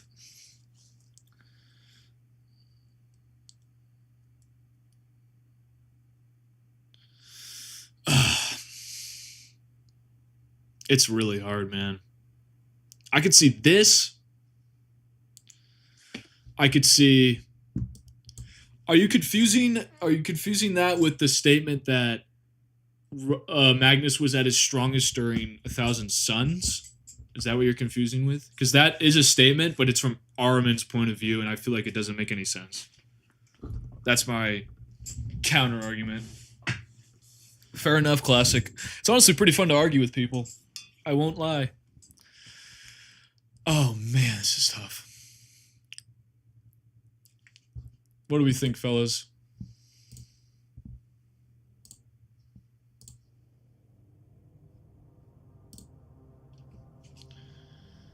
Also, I think Lion with a win with Sanguinius can counter his foresight.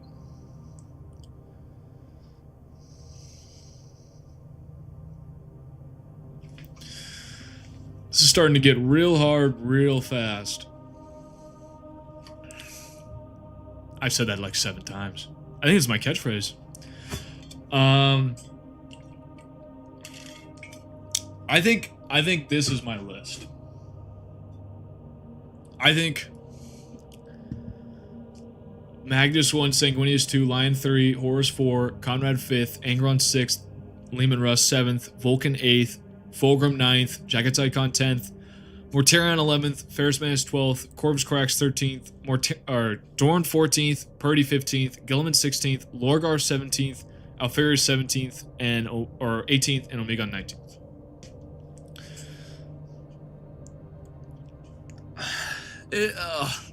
Wasn't Vulcan getting amped by the beast? Wasn't he drawing upon his power? This is really where it comes down to.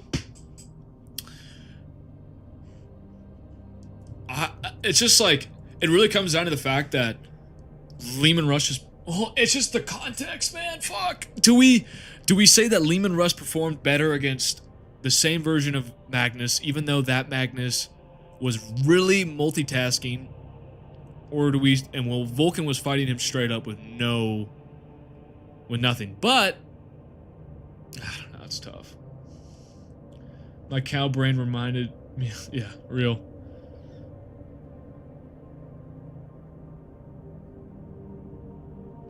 I don't know, man. This is where it gets really difficult, and it could be either or, and that just might be the answer. Because you could really fight for this one. Just put Vulcan up here. And then Leman Russ is still back there. But if you look, it was like 10 meters tall. Krork was 12 meters. Yeah, the Krork was definitely pretty goddamn strong. I guess we could take that into account. Yeah, it was 10 meters tall. But if we have 2 Primarch fighting the same guy, and one does absurdly better than the other, even though there is context involved, I feel like we have to put Russ over Vulcan. Hot take. And Angron is over Russ because he beat him. And Conrad Kurz is over Russ because of the statement from Leman Russ and Wolfsbane.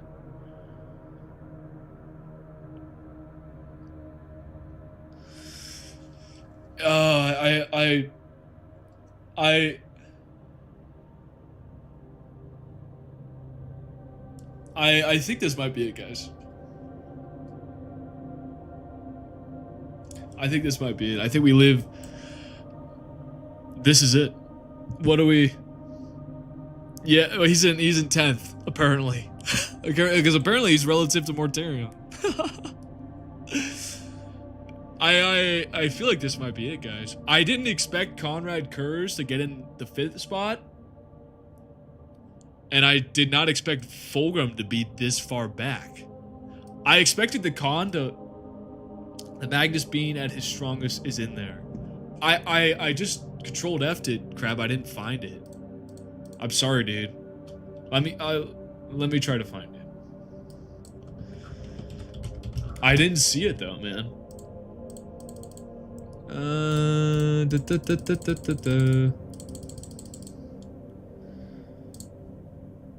Can I just say?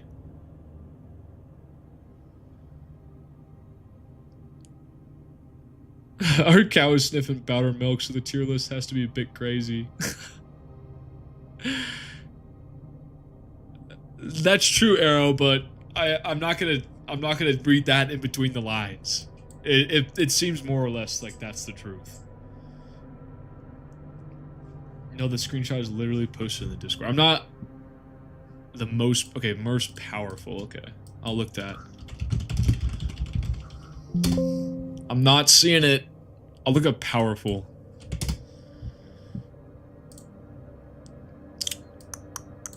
The world can't be done.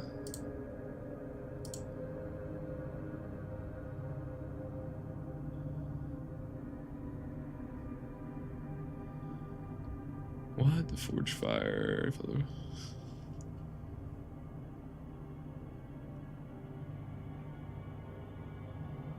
You felt the... You felt the presence of Magnus diminish, not in death, never that. No power conjured by mere mortals could achieve such a feat. I don't think it says he's more powerful. It says he felt the presence of Magnus diminish, not in death, never that. No power conjured by mere mortals could achieve such a feat. Not in death, but in defeat. It just seems like Magnus is strong though. That's about Azek. Thunderbolts.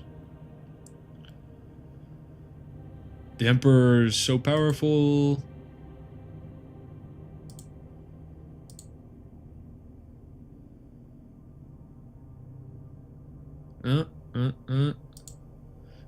Someone powerful did dwell here, at least a portion of him. Being as powerful as Magnus. They just say Magnus is powerful, they don't say he's more powerful than ever.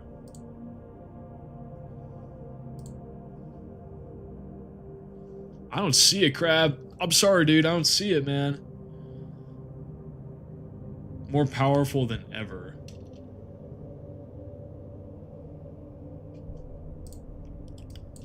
I didn't... More power... I don't see it in here, guys. It's not in Fury of Magnus. Let me look up Cackling God.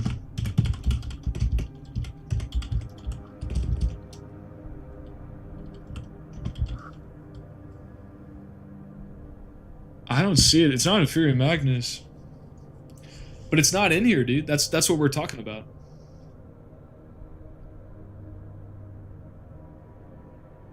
Yeah, so he's even stronger in the second, and that's when he gets atomized. Oh, so you're okay, so you're talking about... I'm talking about Fury of Magnus Vulcan. I'm not talking about Echoes of Eternity.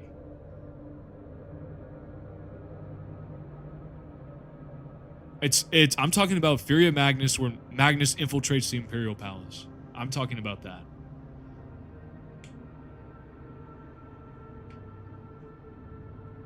See, I'm talking about Fury of Magnus, man. We're talking about different fights. Fury of Magnus is when Vulcan and Magnus duel, and that's arguably the same form as Leman Russ. That's what I'm talking about.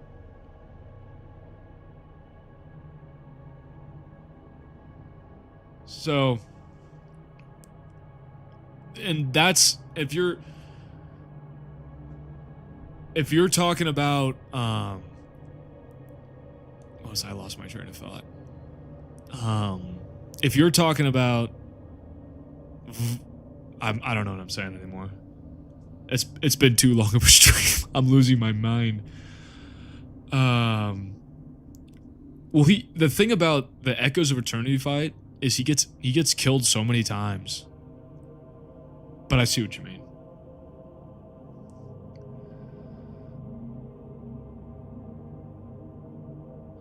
But you could also argue that Vulcan's empowered by the Emperor in the Webway.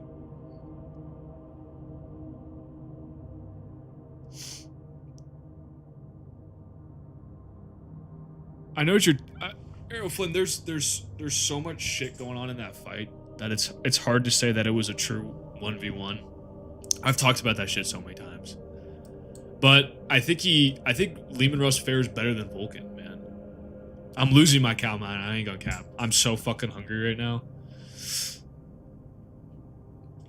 It's only stages sped up. You can argue that I hate you. You can argue that I hate you. Fair enough. Oh my god. I want to say this, and it's gonna get some feathers ruffled, but I guess you can't appease everyone. I'm sorry, Crab. too much. I don't know, man. I truthfully, this is what I'm seeing. And it's 1, 2, 3, 4, 5, 6, 7, 8th, 9th, 10th, 11th, 12th, 13th, 14th, 15th, 16th, 17th, 18th, 19th.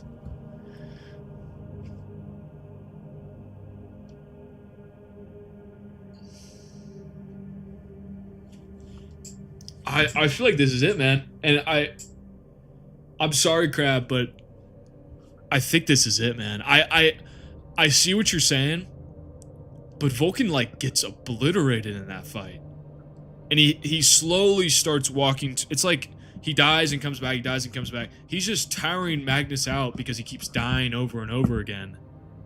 While Leman Russ, if we're comparing the two fights of the same form of Magnus, Leman Russ fares far better, even though there's a lot of context to that fight.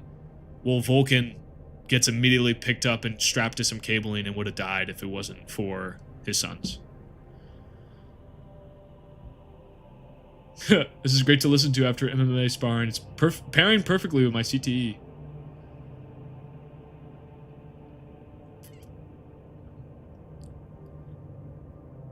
No.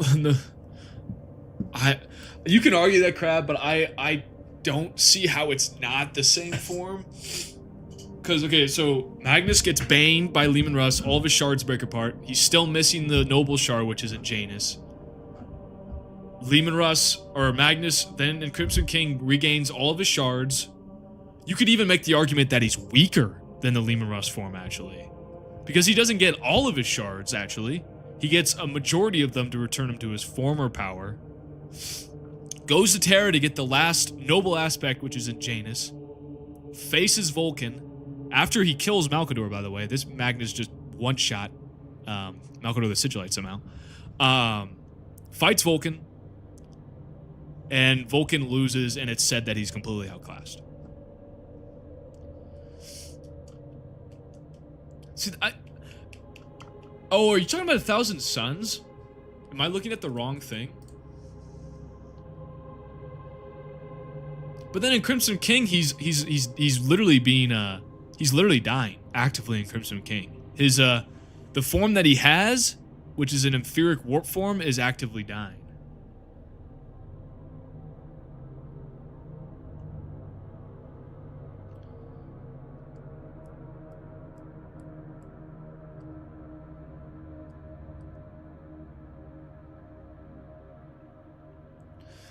I don't know. I feel like this is it, man.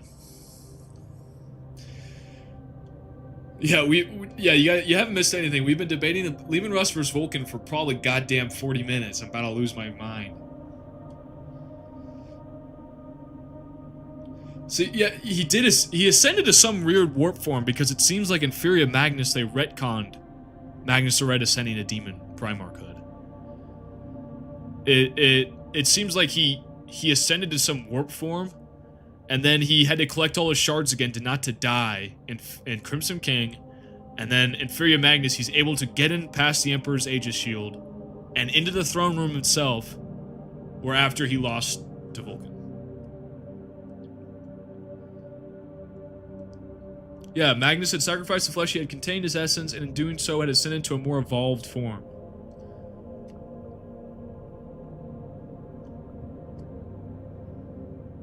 Oh, man. Okay. I want to say this is it, guys. Okay, I'm gonna list the alternatives, okay? I know a lot of people don't like Horus being up here, but I really don't see how you couldn't put him up here. He's gotta be at least top 5 or top 6, okay? I could see Conrad Kurz moving down. I could see so if we want to say that Vulcan has his full perpetual powers, you could put him up here. Let's say that once and for all. If Vulcan had his ability to come back from the dead, he literally would be the strongest Primarch who can't be touched by psychic energy. He literally wouldn't be able to be killed. But that's not the Vulcan we're talking about here. I want to reiterate that Vulcan would be number 2 if he had his perpetual powers.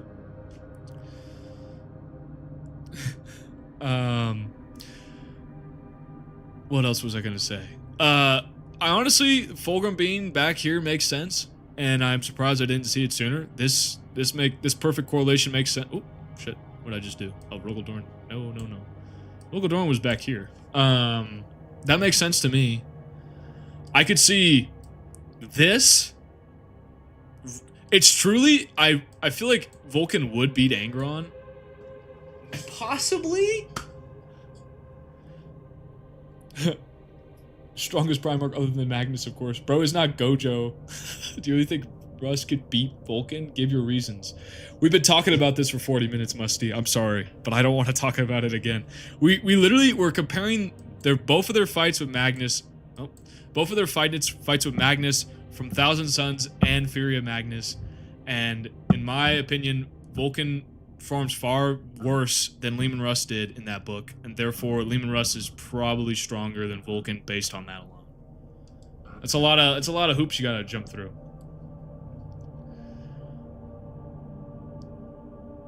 Stop sniffing powder milk. Shit, I was at work. No, you're chilling, Musty. You're chilling. I think Vulcan just has a good matchup versus Angron and Russ specifically. Musty at this point. I don't know, man. This is just... I feel like this... It's like... I understand where the Vulcan fans are coming from. I really do.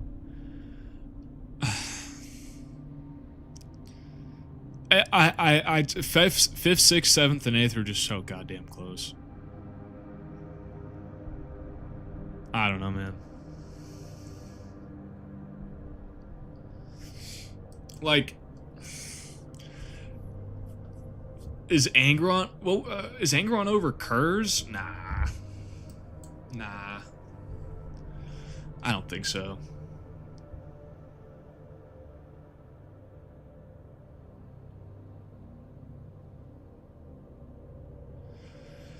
So, do we think...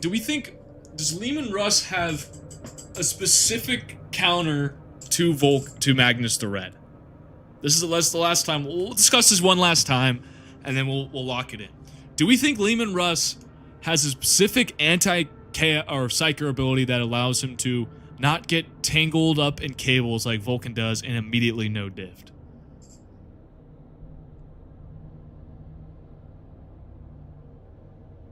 Shut the fuck up, TJ. I'm not saying 6'7", 6'7". I can't believe I did it.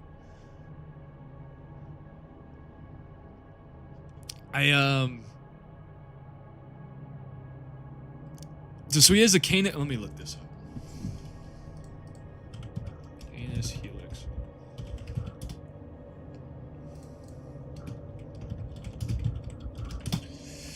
Let's see.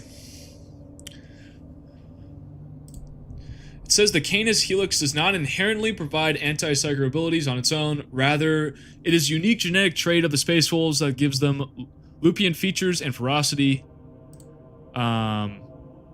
Doesn't say it gives them well, it offers resistance to temptations of chaos. It doesn't innately nullify psychic powers.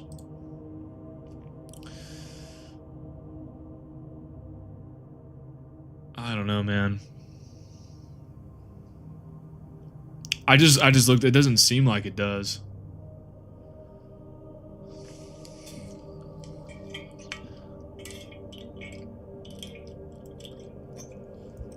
Which makes things very hard.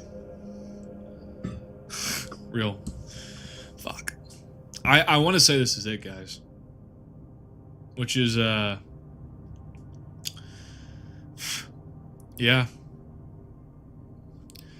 Well, he only used it once, and he doesn't explicitly use it against Magnus. He doesn't explicitly use it against Magnus at all. It appears to affect, like, everyone around him. So how did Russ beat Magnus? Through a lot of context, that's how. Through pure silliness. Am I tripping, or didn't Leman Russ need help from his sons in order to help even with Magnus was holding back? So, Leman Russ, there's like a couple things that Leman Russ uses to his advantage in their fight. One, Magnus is weakened. So this is the same state that Vulcan fights him in. So that's what I'm saying. He's lost a noble part of his shard, breaching the webway. Magnus is also having to cast spells to prevent the Custodes and the Space Wolves from getting near him. So that's the Custodes who have a sliver of the Emperor's psychic power within them. Magnus impales Russ with a spear of pure thoughts, but then the Wolves of Fenris, Fairy, and Gary intervene, making it effectively a 1v3 for like 5 seconds. But it allows Leman Russ to recover. And then later in the fight, Leman Russ lands a fateful blow on Magnus's eye, even though Leman Russ just kind of said fuck it and swung his sword randomly, and somehow it managed to hit Magnus in the eye. And then Magnus baned him. Or Leman Russ baned him. You could also make the argument that Tzeentch had something to do with that, but I don't want to say that. That's a little too much glazing. And then finally, Magnus the Red was trying to cast a ritual spell to get all the 1,000 Suns off the planet. So there's a lot of context going on there. So I guess Vulcan was fighting it straight on 1v1. This is so difficult. This is so fucking difficult.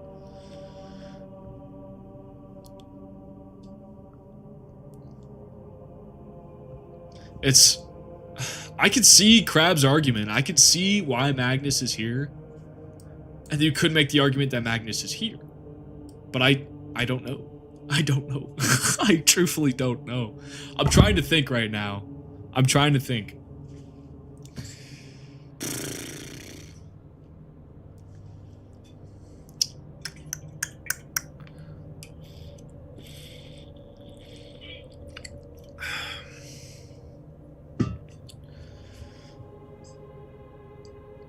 That's what I'm saying, yeah. He's literally by himself. Magnus is by himself.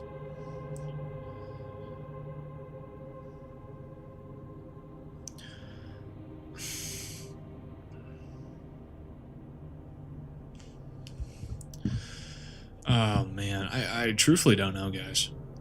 I'm looking at this thing and I'm hoping it's gonna change somehow.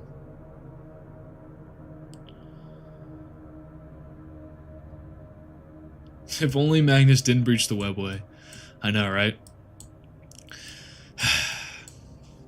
So if they both fight the same Magnus, and there's just so much context going on with Leman. I mean, I truthfully could see this argument. I truthfully can see that argument. And I could truthfully see this argument. And I could truthfully see... what? This argument? I don't think I just said that. He really is context, man. He really is. Now, really, we need to figure this out, guys. Because I want a goddamn grilled cheese right now. That sounds so fucking good. I need to reward myself. Do we think... I need to figure this out, okay? Vulcan... It's just it's just so subjective, fuck.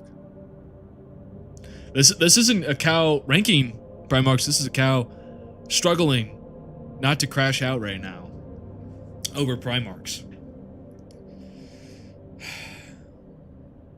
If he's above Russ, I would argue, yeah. If he's above Russ, he's probably over Angron. So it's more the argument of, is he over Leman Russ? And every single one of his fights, yeah, something's going on, and then he fights. It's tough for Vulcan because he fights naked, he fights insane, he fights Magnus twice, and both times Magnus is clearly stronger than him. Magnus is the physically stronger Primarch. He would have insane regeneration at this point. He has the best armory. And yet, he fights the same Magnus one-on-one.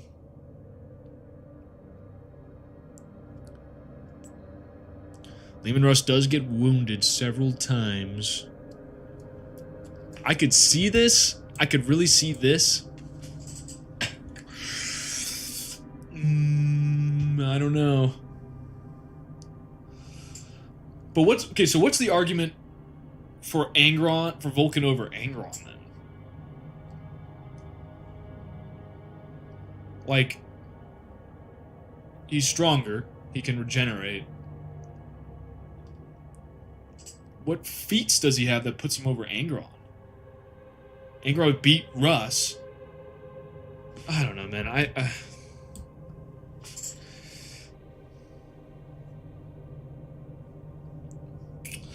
This is tough. This is fucking hard, man. We're so close to being done. We just have this stupid bald man and this stupid dog. Oh my god. Yeah, I mean, you're not wrong. I think the regeneration alone is insane. Okay, hear me out. Hear me out. Vulcan fights Conrad Kurz naked. Fares decently well. Fights Kurz insane, does decently well. It does die, does lose. And then it's just the Magnus fight, man, in Fury of Magnus. Where it says he's clearly outclassed. Well, Leman Russ wasn't, but then you have to factor in the context. Does the context move Leman Russ behind Vulcan purely because of what Magnus is doing? That is the question.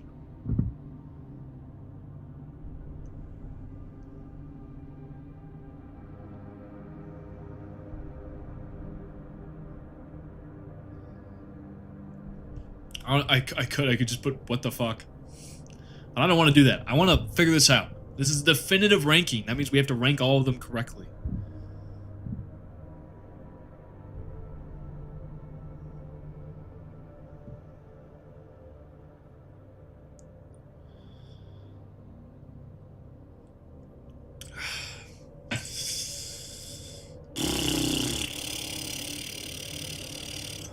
Oh my god, we're almost at 4 hours. I'm so hungry. I need some fucking milk, man. Son of a gun.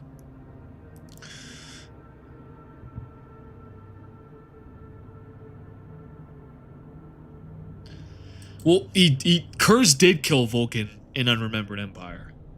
When Vulcan crashed down on the roof beside him, and then he missed a strike, and then Vulcan got in close and stabbed him in the throat and killed him.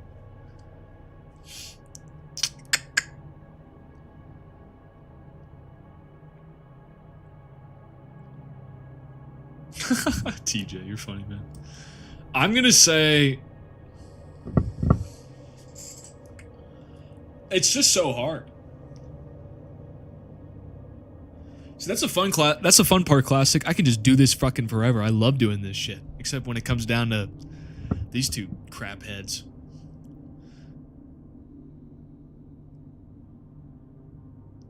Okay, let's read Fury of Magnus. Or let's read Thousand Suns. I want to see if it really was him focused on him or not. Let's get to the bottom of this. Let's get to the bottom of this, people. Yes. Thousand Suns. I'm gonna figure this out, and then I'm going to end the stream because I'm so goddamn hungry. I could eat a cow. You hear that? Cow cannibalism. You heard it here. Let's see. Alright, let's read this.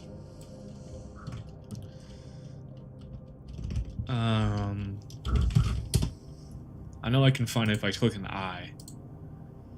Or maybe not. I guess not.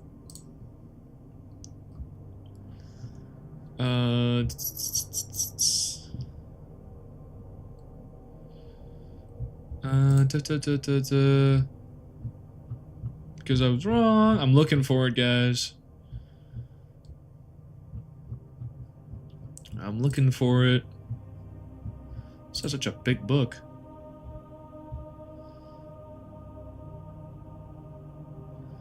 Okay. Sorry, I'm looking. Flickering, come find me. Oh my god, this is such a big book.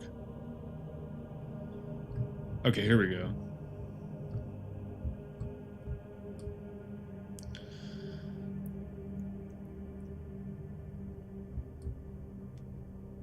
You must.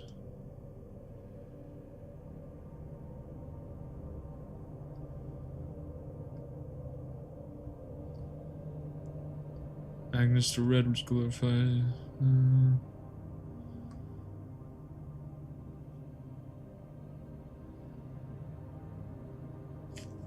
I'm looking for it, guys. Give me a second.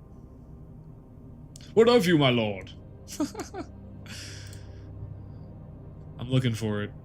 Though it broke his heart. Okay, he said you would live. Book of Magnus. Okay, here we go. It saw a battle between two brothers that was imperil and savagery. Magnus and the Wolf King struggled with fate of the world, balanced on the outcome. Forking. Russ landed blow after blow on Magnus, shattering the horn breastplate. In return, Magnus struck his brother with a searing blast of cold fire that cracked his armor and set light to his hair. I don't see anything that says he's focused on him.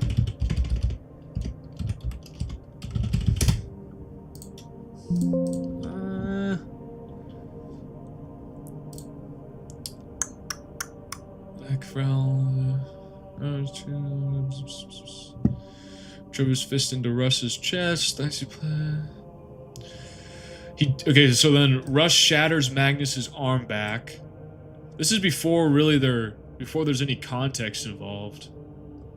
I think Magnus is casting a spell at this point to save him from the Custodians, but then Russ shatters his arm.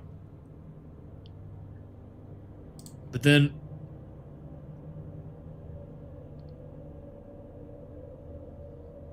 I don't know.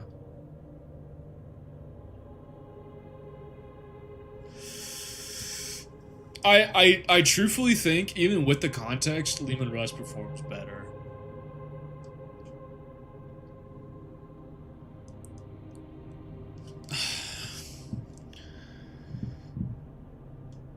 I don't know, guys. So hard. So hard. And then Magnus wounds him, blade bursts, and then the wolves come and save him.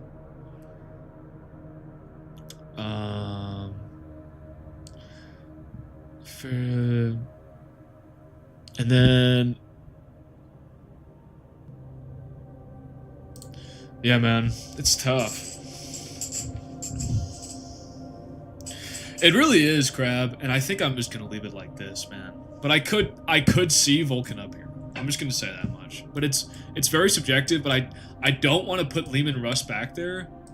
Because if you truthfully look at their compared fights, I feel like it's a fair argument, and I don't know if it's debatable that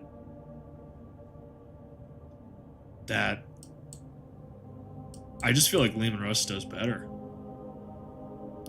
Yeah. I think this is it, guys. All right. Do we agree with this, Herd? Do we agree with this tier list? Magnus 1, Sanguinius 2, The Lion 3, Horus 4, Conrankers 5, Angron 6th, Leman Russ 7th, Vulcan 8th, Fulgrim 9th, Jagatycon 10th, Mortarion 11th, Ferrus Manus 12th, Corvus Corax 13th, Rogaldorn 15th, no 14th, Perturabo 16th, no 15th. Okay, I'm gonna restart.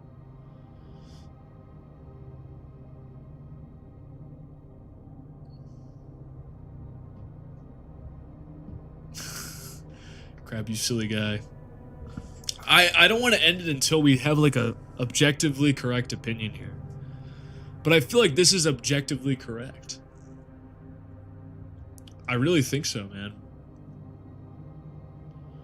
And I've sure been staring at Vulcan's bald head for far too long.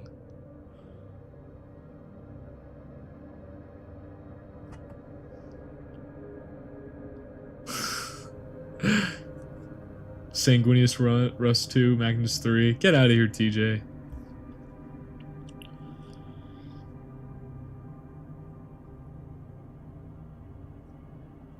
Nothing about this is objective. The top 5 I feel like is solid. The bottom 4 is correct. I think the mid-tier is pretty damn accurate. It's literally just 6, 7, 8 that are just so tough to nail in. It's either Vulcan over Angron and Russ, or Angron, Russ, Vulcan. I don't see another way around it. I truthfully, I think this is it. And I think you could argue with me all day. So, yeah. He's staring at me, man.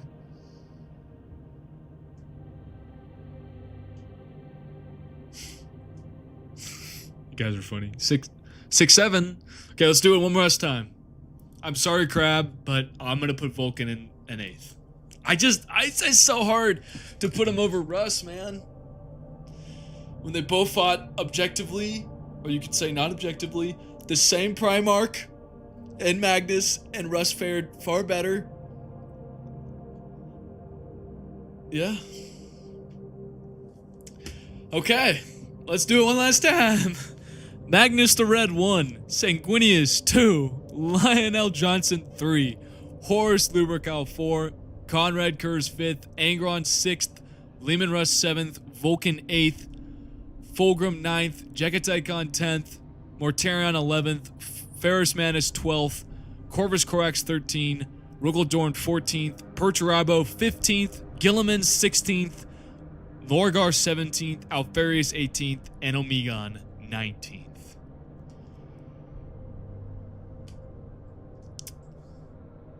This is quite the feat. It's almost been 4 hours. I think there's a lot of opinions that are going to be made on this, and I think a lot of people are not going to agree with it, but hey, I think this is as close as we could get to the perfect list by comparing feats, excerpts, and statements.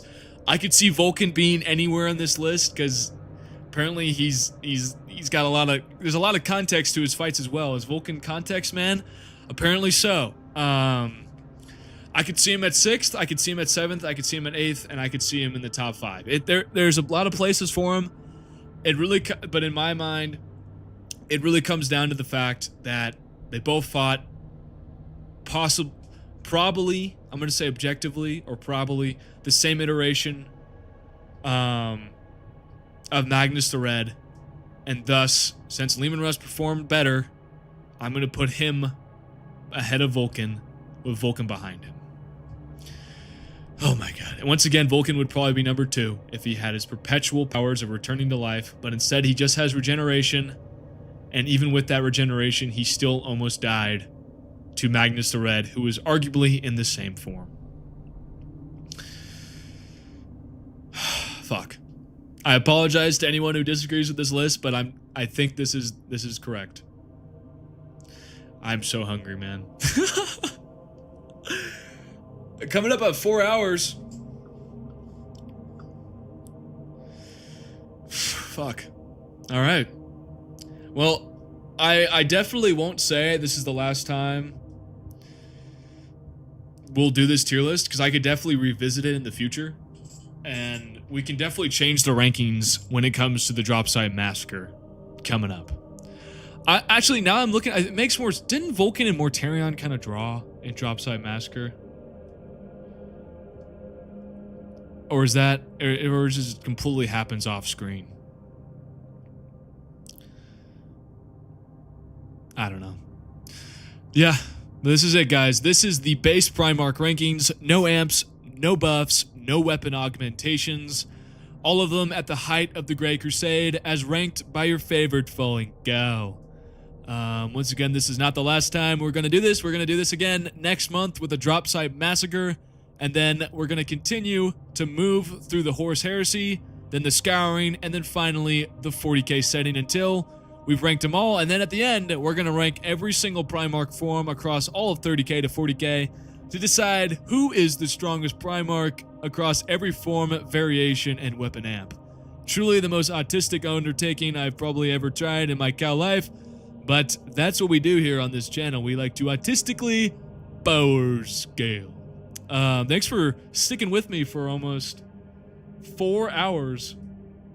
I'm gonna have to do another one. This was a lot of fun, and it's definitely gonna happen again.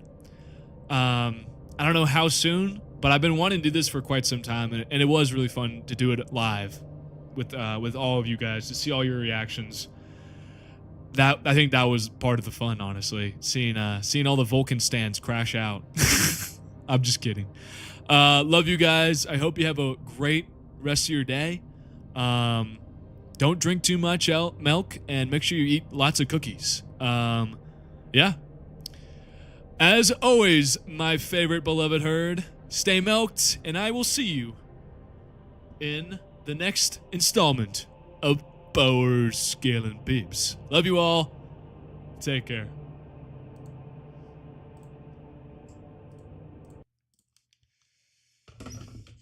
Holy shit.